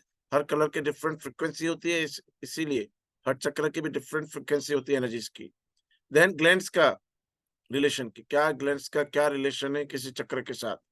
देन हमारे कौन से ऑर्गन्स कंट्रोल्ड होते हैं उन चक्रों से, उसका कार्य क्षेत्र, वो काम क्या करता है चक्र, शक्ति का स्रोत, उसको शक्ति कहाँ से मिलती है, कौन से एलिमेंट के साथ उसका रिलेशन है, और उसमें असंतुलन हो गया, वो तत्व कम हो गया या अधिक हो गया, तो कौन सी बीमारी उससे प्रोड्यूस होगी। जब तक हमें पता ही नहीं होगा तो हम ट्रीटमेंट करेंगे कैसे। तो इन चीजों को जानना हमारे लिए बहुत जरूरी है। आगे करो। सहस्त्र चक्र हमारे माथे के बिल्कुल ऊपर होता है, इसका मंत्र होता है ओम। मंत्रों के ऊपर हम बहुत ज्यादा इसमें नहीं जाते हैं, सेकंड डिग्री के बाद हम इन मंत्रों को सीखते हैं। आगे लो। कलर होता है वायलेट, पीनियल ग्लैंड के साथ लिंक्ड होता है, माथे के ऊपर के हिस्से को नियंत्रित करता है, और स्पिरिचुअल ग्रोथ इसका मेन पार्ट होता है। जो भी एनर्जीज आती है इसके थ्रू आती है, स्पिरिचुअल को सहस्त्र चक्र मीन्स 1000 पेटल्स, 1000 पंखुड़ियां होती हैं, लोटस बना होता है। जैसे जैसे आप इसको एनर्जी देते रहेंगे, जैसे जैसे आप स्पिरिचुअल ग्रोथ में आगे बढ़ते रहेंगे, सारी पेटल्स एक एक करके ओपन होती रहेगी, एक लोटस सा बन जाता है, जिसको हम एनलाइटमेंट बोलते हैं स्पिरिचुअल लैंग्वेज में, आध्यात्मिक जागृति। आपने देखा होगा गुरु नानक जी के पीछे एक आपको गोल्डन सर्कल सा दिखता है, आपने देखा होगा बुद्धा के पीछे एक गोल्डन सर्कल दिखता है, या भगवानों के पीछे एक गोल्डन सर्कल बना हुआ दिखाते हैं। दैट इज उनका एनलाइटमेंट हो चुका है, उनका क्राउन चक्र ओपन हो चुका है, और वो 1000 पेटल्स उनकी ओपन हो चुकी है। तो हम जिस किसी को स्पिरिचुअल ग्रोथ चाहिए उसको इस चक्र के ऊपर काम करना पड़ता है, तभी वो स्पिरिचुअल ग्रोथ हासिल कर पाता है। आगे कलर भी वायलेट स्पिरिचुअल ग्रोथ का कलर होता है। आगे तो आज्ञा चक्र, थर्ड आई चक्र, दोनों आंखों के बीच में जहाँ पे अपन बिंदी लगाते हैं वहां पे स्थित होता है। ओम मंत्र, ऊ मंत्र होता है इसका, म नहीं होता है, पीछे वाली मात्रा नहीं होती है, ऊ मंत्र होता है। और इंडिगो ब्लू कलर होता है। तुरंत आगे कर लो। इंडिगो ब्लू कलर या डार्क ब्लू कलर होता है, पिट्यूटरी ग्लैंड से लिंक्ड होता है। सारे थॉट पैटर्न्स यहीं पे वर्क करते हैं। तो थॉट्स के लिए आपको यहीं पे राइकी ज्यादा देनी पड़ती है। पिट्यूटरी ग्लैंड्स हमारी सेंसेस को भी, या सिक्स सेंसेस हम बोलते हैं, उसको भी डेवलप करने के लिए बहुत इंपॉर्टेंट होती है। तो जब कभी आपको सिक्स सेंस चाहिए, अपनी सेंसेस की डेवलपमेंट चाहिए, अपने विचारों को कंट्रोल करना या नए विचार उत्पन्न करना, एडिक्शंस को रिमूव करना, या किसी चीज को अपनी लाइफ में ऐड करना, अपने बिहेवियर्स के ऊपर काम करना, अपने सारे ऑर्गन्स के कंट्रोल के ऊपर काम करना, सब इसी चक्र से वर्किंग होता है। इसलिए आज्ञा चक्र एक बहुत ही इंपॉर्टेंट चक्र माना गया है। आगे विशुद्ध चक्र, थ्रोट चक्र गले के बीच में होता है और हम मंत्र होता है इसका। आगे कलर इसका स्काई ब्लू, थायराइड ग्लैंड से इसका रिलेशन होता है और ये फेफड़ों को नियंत्रित करता है, हमारी रेस्पिरेटरी सिस्टम को कंट्रोल करता है। और इसका कार्य क्षेत्र अभिव्यक्ति, बातचीत करना। कोई भी आदमी आपको बताएगा तो कैसे बताएगा? अगर मैं चुपचाप बैठ जाऊं तो क्या आप मुझे समझ पाएंगे? आज कोर्स स्टार्ट हो रहा था, 15 मिनट मेरी वॉइस नहीं आ रही थी, तो क्या आप कोर्स को समझ पा रहे थे? कितने लोग समझ पा रहे थे उस कोर्स को?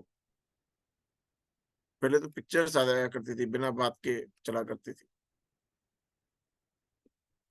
गुजराती में कहावत है, बोले इन्हें बेर बेचा है। जो बोलेगा उसका कोई भी प्रोडक्ट बिकेगा। अगर आप सेल्स में हैं या किसी भी फील्ड में, अगर आप अभिव्यक्ति, बातचीत अच्छा करना नहीं जानते हैं, तो आप उतनी सक्सेस नहीं प्राप्त कर सकते हैं जितनी सक्सेस आपको लाइफ में चाहिए। और बहुत सारे लोग तो चाहकर भी अपने आप को, जो इंट्रोवर्ट होते हैं, चाहकर भी अपनी अभिव्यक्ति बता नहीं पाते हैं। आपने देखा थायराइड मोर देन 90% लेडीज को होता है। ऐसा क्यों? क्यों ऐसा होता है कि थायराइड मोर देन 80%, 90% लेडीज को ही होता है, जेंट्स में बहुत कम होता है? क्योंकि वो अपनी अभिव्यक्ति नहीं कर पाती हैं। बहुत बार समाज के कारण, बच्चों के कारण, फैमिली के कारण, जो उनकी चॉइसेस होती हैं, जो उनकी ख्वाहिशें होती हैं, वो रख नहीं पाती हैं सामने। अभी तो जैसे जैसे मॉडर्न होते चले जा रहे हैं, फीमेल्स को भी उतना रेस्पेक्ट मिल रहा है, फीमेल्स बोल भी पा रही है। लेकिन आज से 30-40 साल पीछे जाएंगे तो बिल्कुल अभिव्यक्ति ही नहीं कर पाती थी। तो उसके कारण क्या होता है, वो अपने आप को एक्सप्रेस नहीं कर पा रही, किसी चीज को, अपनी चॉइसेस को बता नहीं पा रही, अपनी इमोशंस को बता नहीं पा रही, अपने अफेक्शंस को बता नहीं पा रही, वो चाहती क्या है वो बता नहीं पा रही। और वह इम्पैक्ट करता है उनके थायराइड ग्लैंड पे,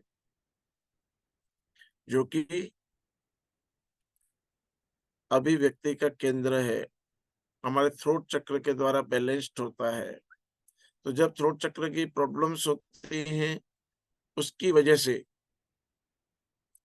थायराइड का प्रॉब्लम होता है। जिसको थायराइड हो, सबसे पहले एक थेरेपी उसको दो कि आपके या तो एक अच्छा फ्रेंड बना लो जिससे आप सब चीजें एक्सप्रेस करो। नहीं कर पाते हो, एक मिरर लो, उसको या कोई पिक्चर रखो सामने, उसको सारी चीजें बताओ, बचपन से लेके आज दिन तक जो चीजें आप बताना चाहते हो किसी को भी, वो चीजें बताओ।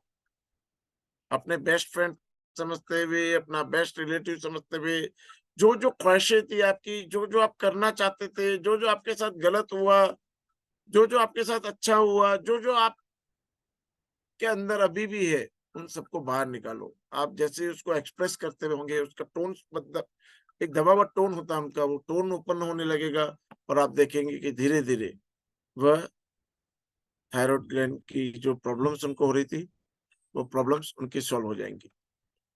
ठीक है। स्काई एलिमेंट को फर्स्ट एलिमेंट, एथर एलिमेंट भी बोलते हैं और स्काई एलिमेंट भी इसको बोलते हैं।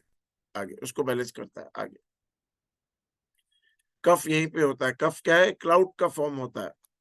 आगे हम बताएंगे। वो जल तत्व स्वादिष्टान चक्र में होता है। जल जब ज्यादा हो जाता है और फायर एलिमेंट ज्यादा हो जाता है तो जल को क्लाउड में चेंज कर देता है और वो कफ यहाँ पे आके इकट्ठा हो जाता है। अनाहत चक्र, हार्ट चक्र, फोर्थ चक्र है। आप इसके देखेंगे 6 पेटल्स, एक ट्रायंगल नीचे की तरफ, एक ट्रायंगल ऊपर की तरफ। ऊपर के ट्रायंगल बताता है ऊपर के 3 चक्रास, नीचे का ट्रायंगल बताता है नीचे के 3 चक्रास। और ये श्री यंत्र का भी सिंबल है। यम मंत्र है, श्री यंत्र मीन संपत्ति।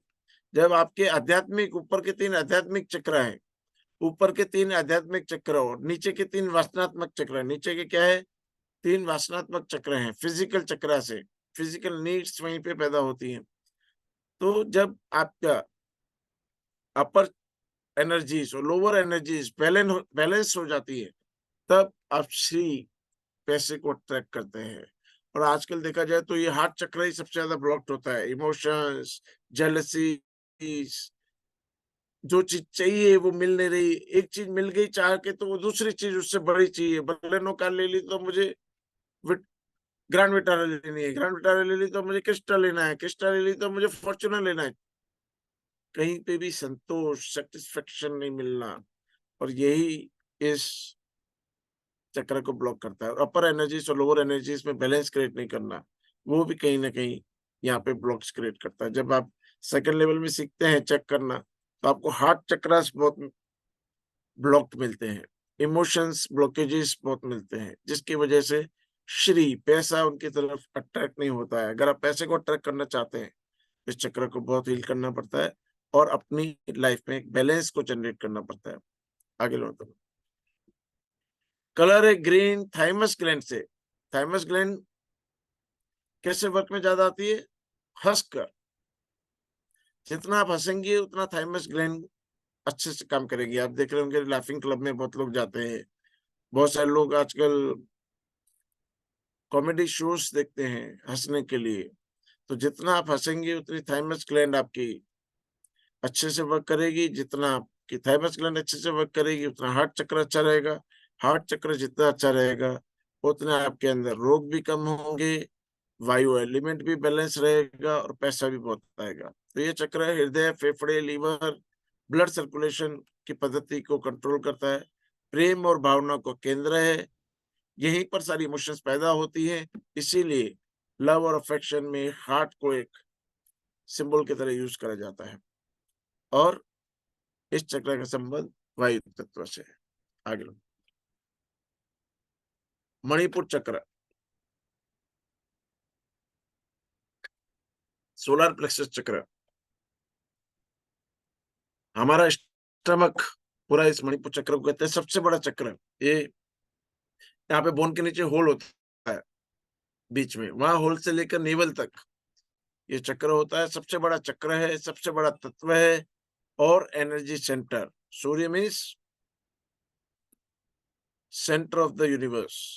तो सोलर प्लेक्सस चक्र नाम है इसका, रम मंत्र है।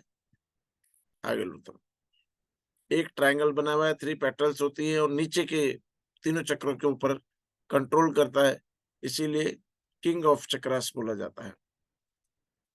रंग है येलो, एड्रेनल ग्लैंड के साथ इसका रिलेशन होता है। एड्रेनल ग्लैंड एक बहुत इंपॉर्टेंट रोल प्ले करती है कि आपके अंदर इम्यूनिटी जनरेट करने का पूरा रोल उसी का होता है। आपके अंदर रोग आएगा कि नहीं आएगा ये वही डिसाइड करती है। कई बार तो वह एक्स्ट्रा इम्यूनिटी भी प्रोड्यूस कर लेती है, जिसकी वजह से वो इम्यूनिटी हमारे ऑर्गन्स के साथ लड़कर ऑटो इम्यून डिजीज प्रॉब्लम कर लेती है, ऑटो इम्यून डिजीज प्रोड्यूस कर देती है। तो एड्रेनल ग्लैंड को कंट्रोल रखना। और सब सारे ऑर्गन्स आप देखेंगे, बॉडी के 75% ऑर्गन्स स्टमक के अंदर ही दिए गए, क्योंकि वही एनर्जी सेंटर है। लीवर, पेनक्रियास, एलिमेंट्री और सिस्टम्स भी सारे लगभग इसी पार्ट में चलते हैं, इसीलिए इस चक्र की महत्वता बहुत बढ़ जाती है। ये चक्र शक्ति व समझदारी का केंद्र है। इस चक्र को सूर्य चक्र भी कहा जाता है। यहीं से पूरे शरीर में शक्ति का संचार होता है, एनर्जी सेंटर है। यहीं पे एनर्जी प्रोड्यूस होती है और पूरे शरीर में फैलाई जाती है और फायर एलिमेंट को बैलेंस करता है। आगे फायर एलिमेंट की अधिकता और कमी के अंदर हम सोलर प्लेक्सस चक्र को लिखी देते हैं। स्वादिष्टान चक्र, हरा चक्र, वम मंत्र है और ऑरेंज कलर है। तुरंत आगे लेते चलो ना, जल्दी टाइम भी होता है। ऑरेंज चक्र, ऑरेंज कलर है, गोनेट ग्लैंड के साथ रिलेशन रखता है, हमारे जनन अवयवों को नियंत्रित करता है। हमारी रिप्रोडक्टिव जितनी भी प्रॉब्लम्स हैं उसके लिए हमें यहाँ लेके देनी पड़ती है। सेक्सुअल एनर्जीज के लिए हमें यहाँ लेके देनी पड़ती है। भावनाओं का केंद्र है। जेंट्स और लेडीज के एक दूसरे के प्रति आकर्षण का यही केंद्र है और यही एक स्मेल प्रोड्यूस करता है। जब भी हम किसी से अट्रैक्ट होते हैं तो एक स्मेल प्रोड्यूस करता है, लेडीज में भी और जेंट्स में भी, जिसके थ्रू एक दूसरे की तरफ वो अट्रैक्शन प्रोड्यूस करते हैं। इस चक्र का संबंध जल तत्व से, जल तत्व की अधिकता और जल तत्व की कमी में हम इसी को रेखी देते हैं। आगे मूलाधार चक्र, रूट चक्र, लम मंत्र है, इसको बेस चक्र भी बोला जाता है। लास्ट चक्र है, रेड कलर है इसका। विबग्योर ऊपर का सबसे बड़ा violet, then indigo blue, then green, then yellow, then orange, then red. यथा पिंडे तथा ब्रह्मांडे, जैसा पूरा यूनिवर्स में है वैसा ही हमारा शरीर में है। ये पूरा ये दिखाता है, जैसे ही तत्व है यूनिवर्स में ऐसे ही तत्व हमारे शरीर में। 5 तत्वों से हमारा शरीर बना हुआ है, 5 तत्वों से हमारा यूनिवर्स बना हुआ है। आगे लो तो रेड कलर है, सुप्रानेल ग्लैंड से लिंक करता है, किडनी, ब्लैडर, रीढ़ की हड्डी को कंट्रोल करता है।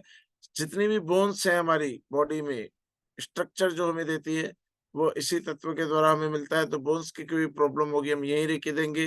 पृथ्वी तत्व बेस जो हमें देता है, जब हमारा फ्यूचर प्रॉब्लम में होता है तब, जब हमारा फ्यूचर प्रॉब्लम में होता है तब ये चक्र सबसे पहले गड़बड़ा जाता है। तो फ्यूचर की सिक्योरिटी के लिए हमें इसी को रेखी देनी पड़ती है। आगे लो तो अब सबसे पहले हम रेखी सीखते हैं देते कैसे, रेखी देनी कैसे आपको। ये हमने एक बेस क्रिएट करा रेखी के लिए कि बेस क्या होता है, क्या चक्रास होते हैं, कैसे उनको बैलेंस करते हैं, कौन सी बीमारी में किस चक्र को रेखी ज्यादा देनी है, कौन से एलिमेंट को बैलेंस करना है, वो अब आप आगे सीखेंगे। लेकिन अब सबसे पहले इंपॉर्टेंट होता है कि रेखी देते कैसे। जब भी आप रेखी देंगे तब सबसे पहले अपने हाथ जोड़ेंगे, अपनी आंखें बंद करेंगे। मैं अपना नाम के साथ आभार मानता हूँ। जैसे मुझे अब रेखी देनी होगी अपने आप को, तो मैं नाम बोलूंगा, मैं अपना नाम के साथ, प्रदीप के साथ आभार मानता हूँ। मैं रेखी शक्ति का आभार मानता हूँ। मैं कुदरत कृपा का आभार मानता हूँ। पहले देख लीजिए, फिर अपन दोनों हाथियों लिटिल कप्स बनाएंगे। लिटिल कप्स बनाने से क्या होगा कि जो एनर्जी पास ऑन होगी वो आप अच्छा फील करेंगे। आप हाथ सिंपल भी रख सकते हैं, प्लेन भी रख सकते हैं, लेकिन उससे एनर्जी का फीलिंग कम होगा। अगर आप लिटिल कप्स बना देते हैं तो एनर्जी की फीलिंग ज्यादा होगी। स्थितियां बताना, तुरंत स्थितियों को एक्सप्लेन करो। 24 कहाँ कहाँ रेखी देनी है आपको। हर पॉइंट पे आपको 3 मिनट रेखी देनी होती है।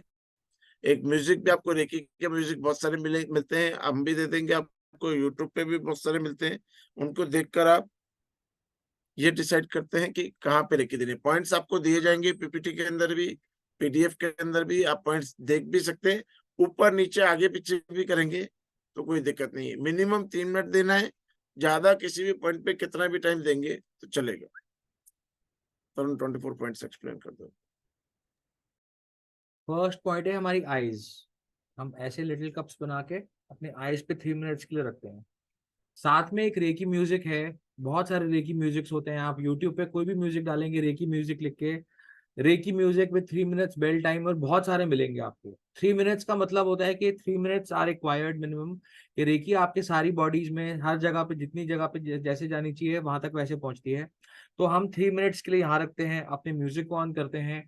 आफ्टर 3 मिनट्स एक बेल बजती है वहां पे, तो उसके बाद नेक्स्ट एनर्जी सेंटर। तो आप लिटिल कप्स ऐसे रखेंगे।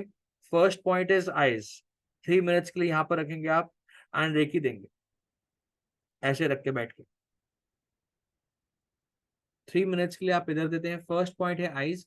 ये पीपीटी आपको मिलेगी, ये सारी डिटेल, ये सारा जितना भी हम अभी डिस्कस कर रहे हैं इसकी रिकॉर्डिंग भी आपको मिलेगी। सेकंड पॉइंट है टेम्पल्स।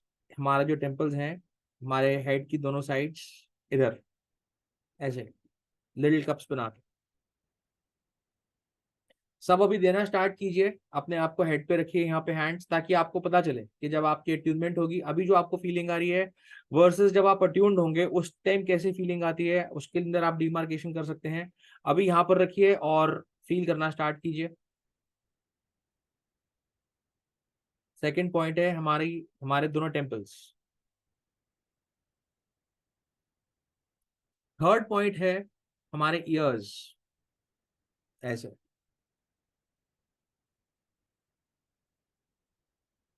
ये 24 एनर्जी पॉइंट्स हैं, ये 24 एनर्जी सेंटर्स हैं जहां पर आप रेकी 3 मिनट्स देते हैं तो आप हमेशा स्वस्थ रहेंगे और कोई आपको प्रॉब्लम नहीं आएगी कभी भी।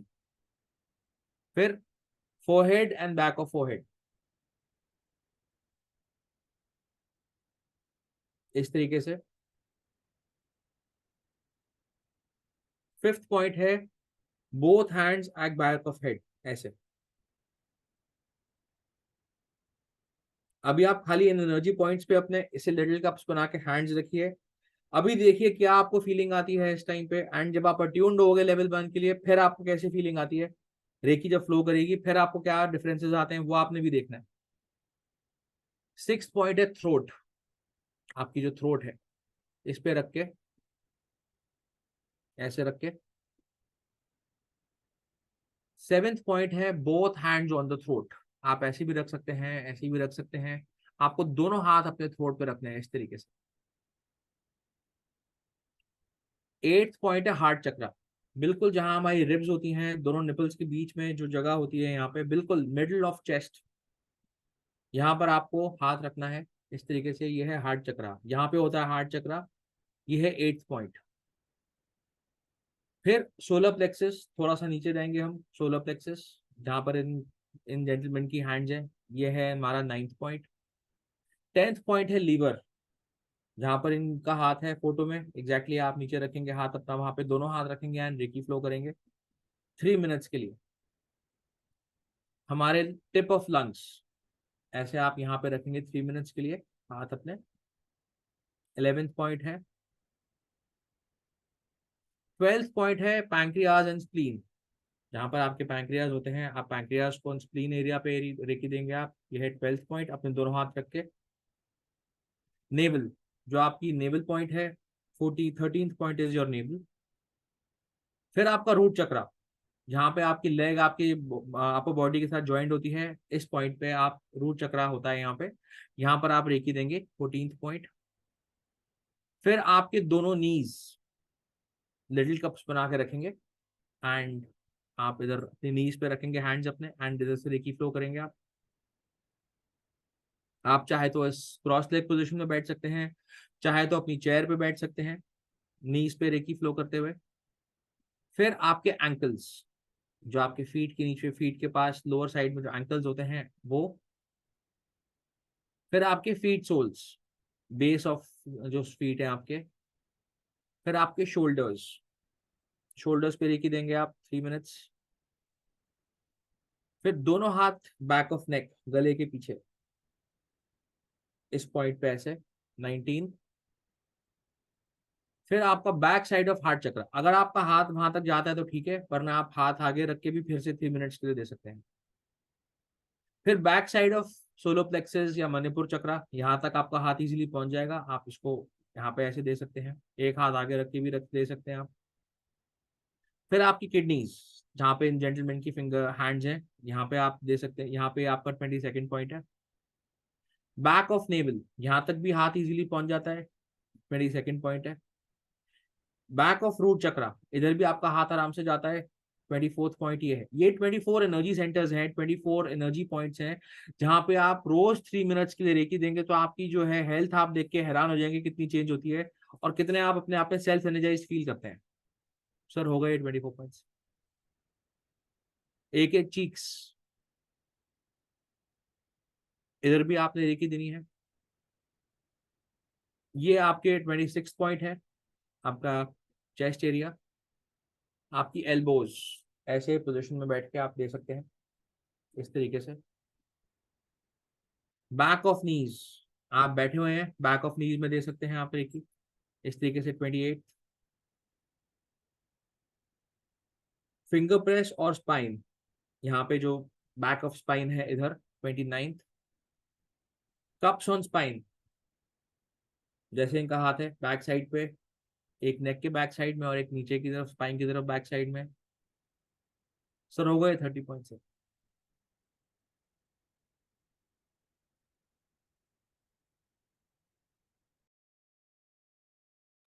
Thanks sir. तो ये 24 पॉइंट्स हैं। देखिए, कुछ भी हमें बोलना नहीं है। अगर आप अपना कोई मंत्र करना चाहते हैं तो कीजिए। पहले कुछ दिन आपको फोकस रखना है खाली। फोकस क्यों करना है? उन जो लिटिल कप्स बनाते हैं उन पे फोकस करेंगे तो आपको जो एनर्जी निकल रही है आपके हाथों से उस पॉइंट पे जा रही है, उस पॉइंट से और कहाँ जा रही है। बहुत बार ऐसा होता है कि आप रेकी दे रहे हैं सोलर प्लेक्सस पे, जहाँ वो नीज पे रही है, क्योंकि energy always flow from the higher level to lower level. तो एक बार आपका सोलर प्लेक्सस को नीड नहीं है, नीज को ज्यादा नीड है, तो वो वहां पे जाएगी। तो आपको जब मालूम पड़ेगा कि मेरे को सोलर प्लेक्सस पे रेकी नहीं मिल रही है पर मेरे नीज में गर्मी आ रही है, तो नीज को रेकी जा रही है, तो अगर आप फोकस रेकी देने पे करते हैं तो ज्यादा अच्छा रहेगा। लेकिन अगर आप किसी मंत्र में मानते हैं, आप जब समझते हैं कि मैं 1.25 घंटा ये भी कर लूं और 1.25 घंटा साथ साथ में मेरे रेकी की भी प्रैक्टिस हो जाए, आप कर सकते हैं। आप जिन चक्रास को रेकी दे रहे हैं उनका भी मंत्र आप रीड करना चाहें तो भी कर सकते हैं। आप रूट चक्र को रेकी दे रहे हैं, लम मंत्र का उच्चारण कर सकते हैं। आप स्वादिष्टान चक्र को रेकी दे रहे हैं तो वम मंत्र का उच्चारण कर सकते हैं। आप सोलर प्लेक्सस चक्र को रेकी दे रहे हैं तो रम मंत्र का उच्चारण कर सकते हैं। आप हार्ट चक्र को रेकी दे रहे हैं तो यम मंत्र का उच्चारण कर सकते हैं। आप थ्रोट चक्र को रेकी दे रहे हैं तो हम मंत्र का उच्चारण कर सकते हैं।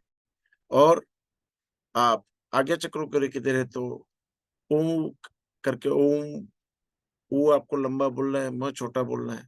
और जब आप क्राउन चक्र को रेकी दे रहे हैं तो हमारा सबकॉन्शियस माइंड के लिए ओम मंत्र का ओ छोटा और म बड़ा ऐसा आप उच्चारण कर सकते हैं, तो उससे ज्यादा बेनिफिट आपको मिलेंगे। तो आज हम क्या करेंगे, अभी आपका अटेन्मेंट का टाइम रखेंगे 15 मिनट्स। आपको करना क्या है, आपको पानी वानी पीकर एक चेयर पे बैठना है, हाथ जोड़ने हैं, नीचे आपके कोई पिलो या कारपेट कोई हो ऐसा रखना है, और फीट्स को और हैंड्स को क्रॉस नहीं करने। रेकी द्वारा जो कुछ प्राप्त करना चाहते हैं उसकी मंगल कामना करते हुए आपको आंखें बंद रखनी है 10 मिनट्स तक। एक प्रोसेस को करने में हमें 10 मिनट्स लगेंगे, जिसके बाद आपके अंदर एक चैनल ओपन हो जाती है। 4 चक्रास के हमारे अंदर क्राउन चक्र से लेकर हार्ट चक्र तक एक आध्यात्मिक चैनल होती है, जिसको ओपन करने के बाद आप रेकी का प्रभाव अपने अंदर ले सकते हैं और अपने आप को भी दे सकते हैं और दूसरों को भी दे सकते हैं। तो ये 4 चक्रस की चैनल आपकी ओपन होती है। बहुत तरह के शक्तिपात होते हैं, उनमें से एक है स्पर्श शक्तिपात, टच करके, जो कि मुर्गी करती है। मुर्गी क्या करती है, अपने अंडे देती है और गर्मी से, अपने बदन की गर्मी से अंडे सेकती है। दूसरे तरह का शक्तिपात होता है मछली का। मछली क्या करती है, अपने अंडे रख देती है और दूर जाकर उनको सेकती है आंखों से। एंड देन थर्ड शक्तिपात करते हैं कछुआ। कछुआ क्या करता है, गड्ढा खोदता है, अपने अंडे डालता है, फिर डिसाइड करता है एनवायरनमेंट को देखकर कि मेरे बच्चे होंगे तो कौन सा सुटेबल एनवायरनमेंट होगा। 30 दिन बाद, 60 दिन बाद, 90 दिन बाद, 100 दिन बाद, वो खुद डिसाइड करता है और उसके डिसाइड किए हुए दिन के ऊपर वो उस जगह आता है और बच्चे निकलते हैं। इसको बोलते हैं इंटेंशनल हीलिंग, जो कि आप 2nd डिग्री में सीखते हैं। आइज वाले हीलिंग भी 3rd आई से रेकी कैसे देनी है वो आप 2nd लेवल में सीखते हैं। अभी हम सीख रहे हैं टच के द्वारा रेकी देना। टच करके हम कैसे रेकी दे सकते हैं वो हम सीखेंगे। ठीक है, तो अभी 15 मिनट्स का अटेन्मेंट देते हैं। तरुण, इनको वीडियो दे देंगे क्या अपन प्रैक्टिस करने के लिए? आपके पास वीडियो बना हुआ है क्या 24 पॉइंट्स का? है सर, अभी डालेंगे ना सर उसमें। ठीक है, तो आपको रिकॉर्डिंग देते हैं, आपका अटेन्मेंट करते हैं और आप अपने अनुसार उसको आज प्रैक्टिस कीजिए। 24 पॉइंट्स को प्रैक्टिस जरूर करना है। कल हम आपको पार्टनर्स को ग्रुप ट्रीटमेंट करना और आगे बहुत सारी चीजें सिखाएंगे, तो कल भी आप क्लास जरूर ज्वाइन कीजिए अगर आप कंप्लीट नॉलेज चाहते हैं रेकी के लिए। अटेन्मेंट हम अभी करेंगे, ठीक है, अभी 15 मिनट्स के लिए। फिर अब कोई नहीं ले पा रहा है अभी तो उसके लिए मॉर्निंग में फिर से अरेंज करके देंगे। कोई क्वेरीज हो आपके, आप क्वेरीज पूछ सकते हैं। पहले क्वेरीज आपके कोई क्वेश्चन हो तब सबको अनम्यूट कर दो। पहले आप हैंड रेज करेंगे, आपका नाम बोला जाएगा, तब आप अपने आप को अनम्यूट करेंगे और तब आप क्वेश्चन पूछेंगे।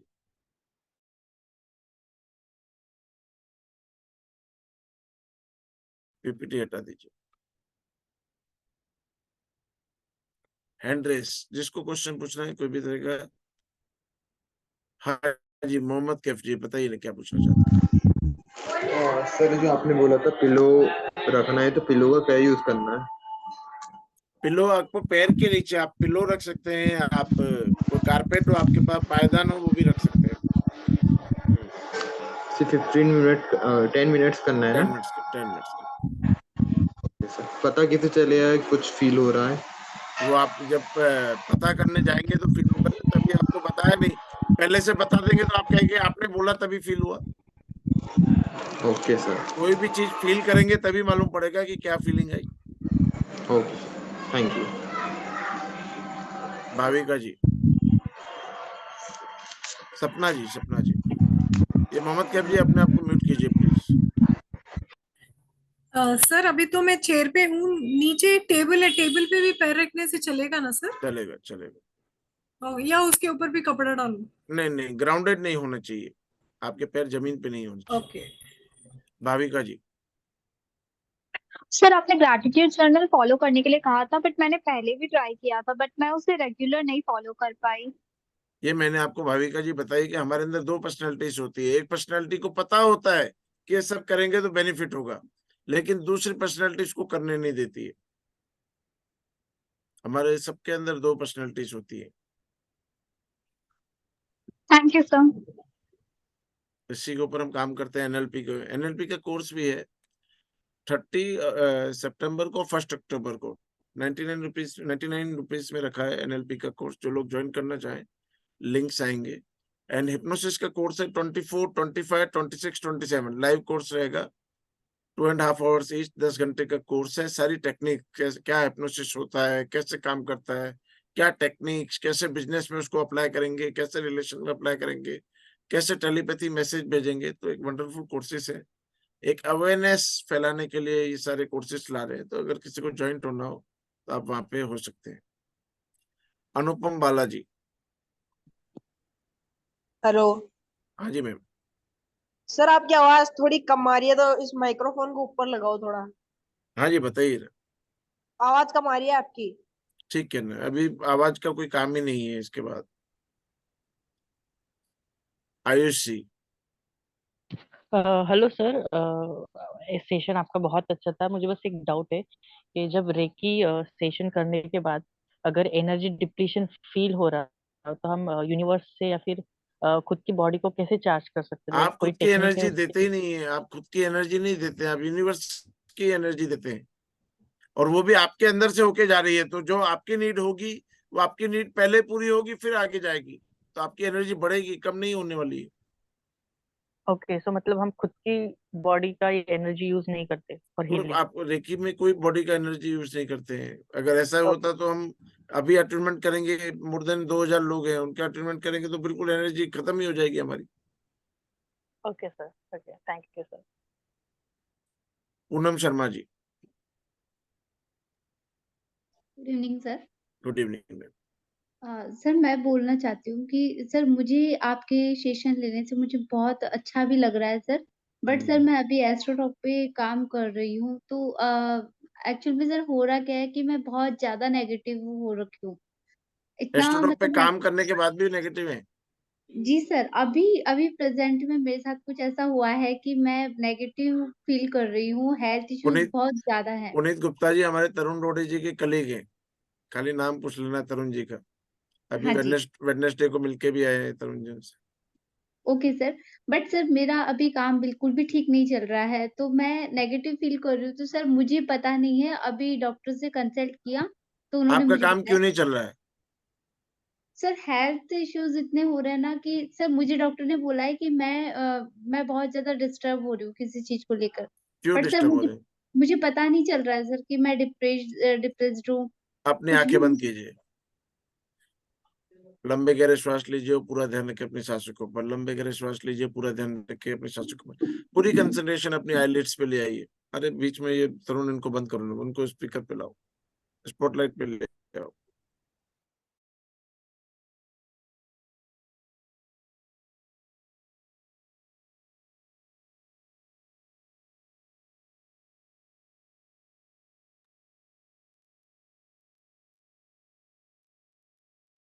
अपनी पूरी कंसंट्रेशन ले आइए अपनी आईलिड्स के ऊपर, आंखों की पलकों के ऊपर, और फील कीजिए उनको हैवी होते हुए, और हैवी और हैवी और हैवी और हैवी और हैवी हैवी होती चली जा रही है आपके। मैं 10 to 1 काउंट करूंगा, वो आपकी आंखों की पलकें इतनी भारी हो जाएंगी 1 पे कि आप ट्राई करेंगे लेकिन आप अपने आंखों खोल नहीं पाएंगे। 10, 9, 8 और हैवी, 7 और हैवी, 6 और हैवी, 5, 4, 3, 2, नेक्स्ट डिजिट पे उतनी हैवी हो जाएंगी कि आप खोलने के ट्राई करेंगे लेकिन अपनी आंखें खोल नहीं पाएंगी। जितनी ज्यादा आप ट्राई करेंगी उतनी ज्यादा हैवी और स्ट्रक्ट आपकी आंखें हो जाएंगी, एकदम चिपक जाएंगी, ऐसा हो जाएगा। 1 ट्राई कीजिए पर आप अपनी आंखों खोल नहीं पाएंगे।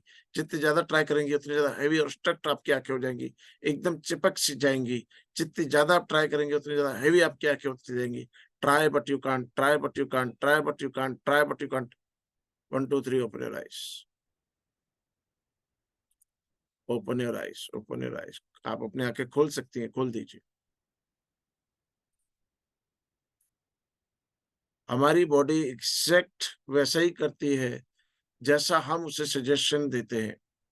अब आप सजेशन दे रहे हैं मेरे साथ कुछ अच्छा नहीं हो रहा, मेरे पास क्लाइंट नहीं आ रहे, मेरे पास ये नहीं हो रहा, मैं बहुत नेगेटिव सोचती हूँ, तो क्या होगा आपके साथ? तो अपने आप को अनम्यूट कीजिए, पहले तुरंत अनम्यूट करने दो।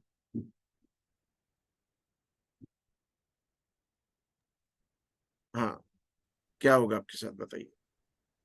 सर नेगेटिव ही होगा। आपकी आंखें भारी थी क्या? बिल्कुल सर। वो भारी थी नहीं, पर आपने मान लिया कि भारी हो गई है तो भारी हो गई। Okay sir. आपने मान लिया कि मैं आंखें नहीं खोल पाऊंगी तो आंखें नहीं खोल पाई। ओके। जिस चीज को हमारा माइंड मान लेता है वो चीज हैपन करता है, एक्शन में लाता है। अब आप मान लेंगे कि मैं ठीक नहीं हूं तो वो आप ठीक होंगी क्या? No sir. आप कहेंगे मेरे साथ कुछ अच्छा नहीं हो रहा तो अच्छा होगा क्या? No sir. तो आप क्या सोचना है?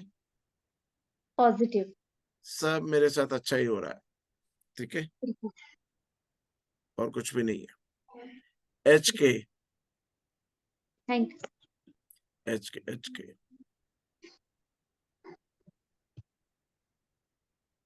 तरुण अनम्यूट करो ना इनको प्लीज, जल्दी जल्दी, तो आगे अटेंडमेंट भी करने, नेक्स्ट क्लास भी करने। हाँ जी, हेलो सर। हेलो। सर मुझे ये पूछना था कि ये करते वक्त अपना कितना कंसंट्रेशन होना जरूरी है, मतलब बिल्कुल जरूरी कंसंट्रेशन नहीं है, बिल्कुल जरूर। जरूरी नहीं है।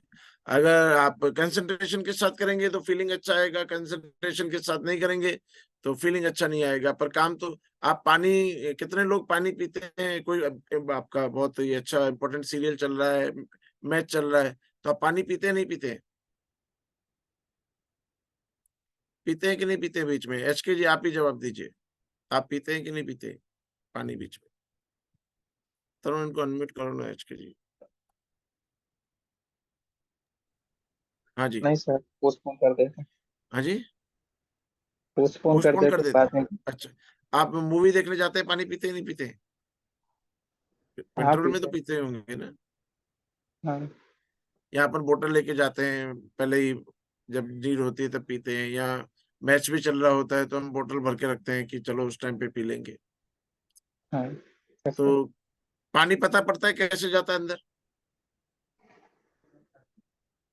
नहीं सर, तब पता नहीं चलता देखते टाइम। तब पता नहीं चलता है, लेकिन हम बहुत कंसंट्रेशन के साथ, कुछ भी नहीं है, खाली पानी पीने पे ध्यान देते हैं तो मालूम पड़ता है कि अभी थ्रोट से नीचे उतरा, थोड़ा सा स्टमक में हाँ भी ठंडा ठंडा सा लग रहा है, ऐसा फील होता है।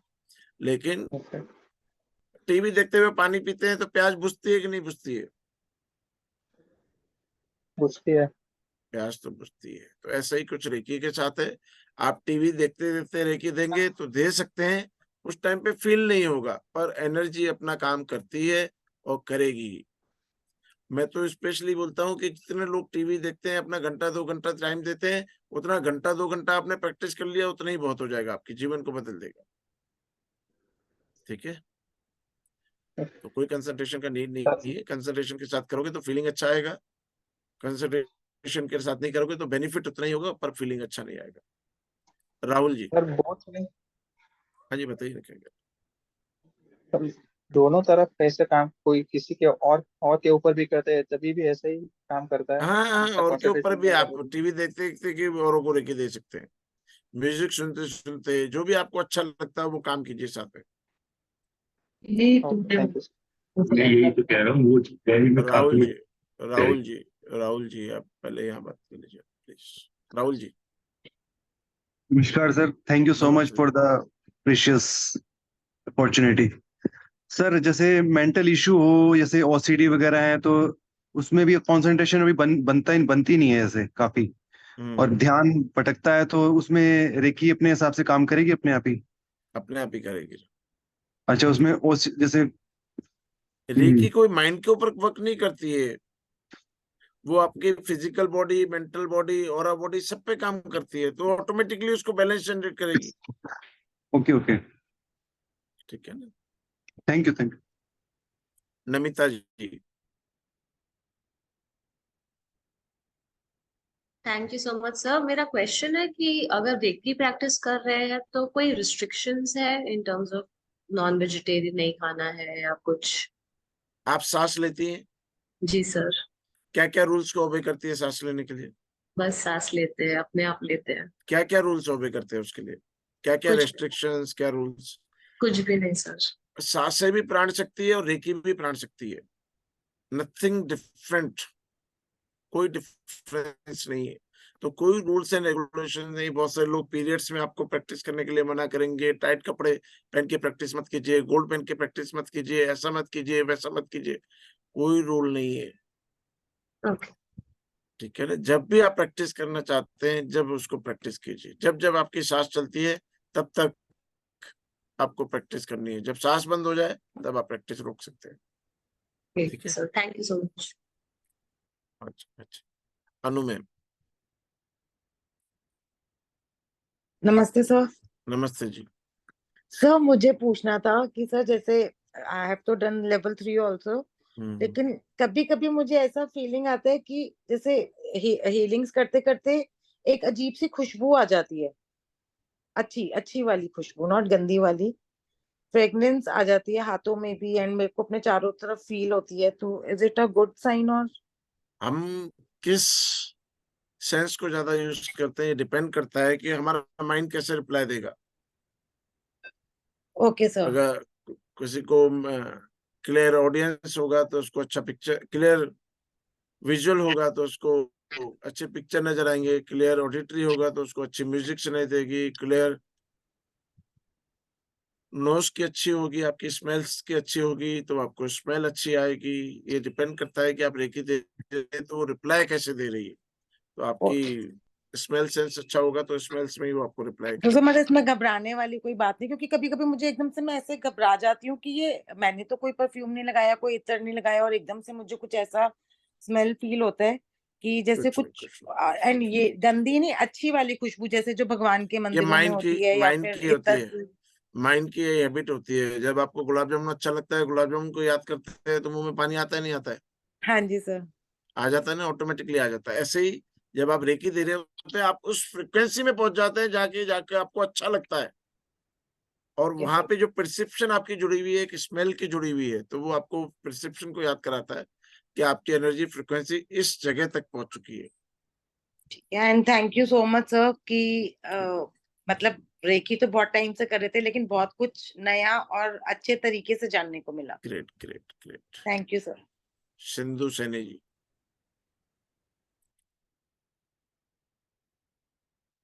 आप इंडिया के होगे, यूएस से सीख के आई, और यूएस वाले हमारे पास आते हैं। Hello sir.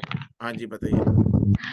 सर जैसे कि मतलब किसी को ओसीडी की प्रॉब्लम है, तो वो किस पर्टिकुलर पॉइंट पे वर्क करे रेकी के, मतलब किस पर्टिकुलर पॉइंट पे रेकी देंगे हम? Back of the head.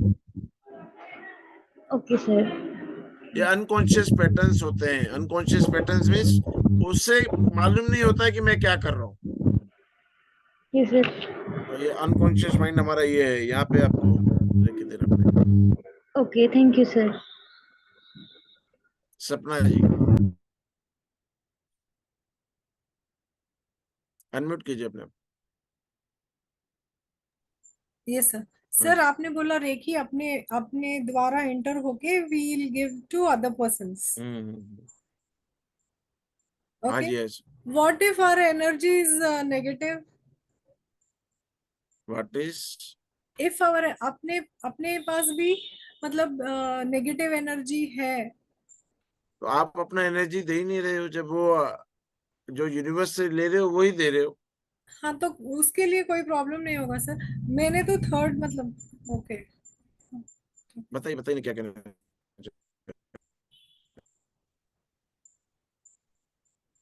सपना जी कुछ कहना चाह रहे थे आप?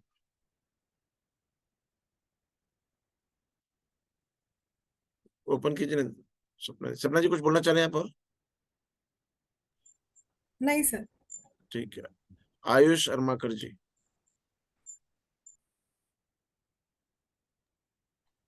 सर आप डिफरेंस बता सकते कि अटॉर्नमेंट लिया हुआ और विदाउट अटॉर्नमेंट लिया हुआ पर्सन के क्या डिफरेंस होता है, मतलब उसके बाद इतना क्या इम्प्रूवमेंट आता है या फिर कितना अभी आप फील इम्पोर्टेंट होता है करेंगे, अटॉर्नमेंट? अब आप फील करेंगे। आप बहुत सारे लोग मानेंगे कि आप हिप्नोटिस्ट भी हैं, आपने पहले से माइंड में डाल दिया तो हम ऐसा फील कर रहे हैं।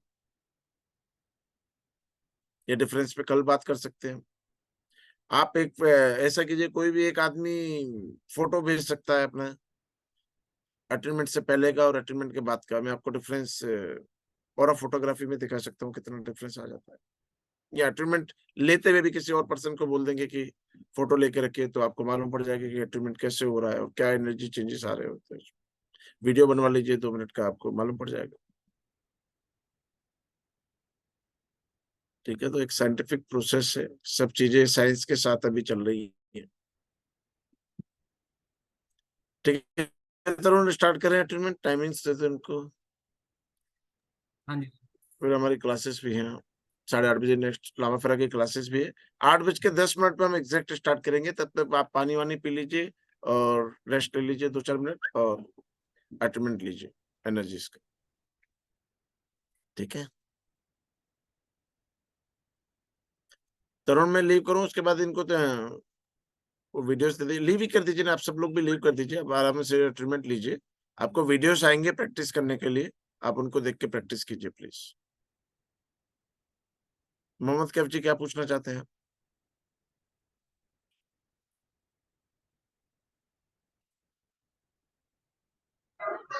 और सर एक्चुअली आप दोबारा बता सकते हैं कि कैसे करना है?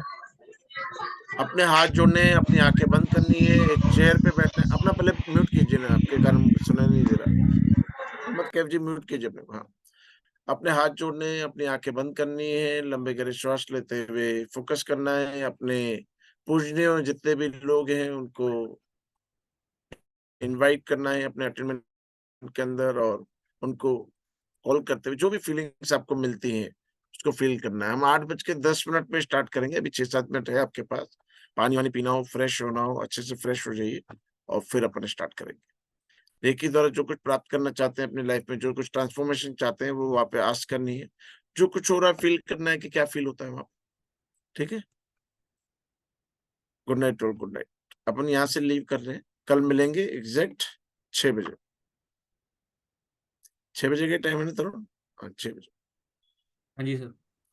गुड नाइट और गुड नाइट।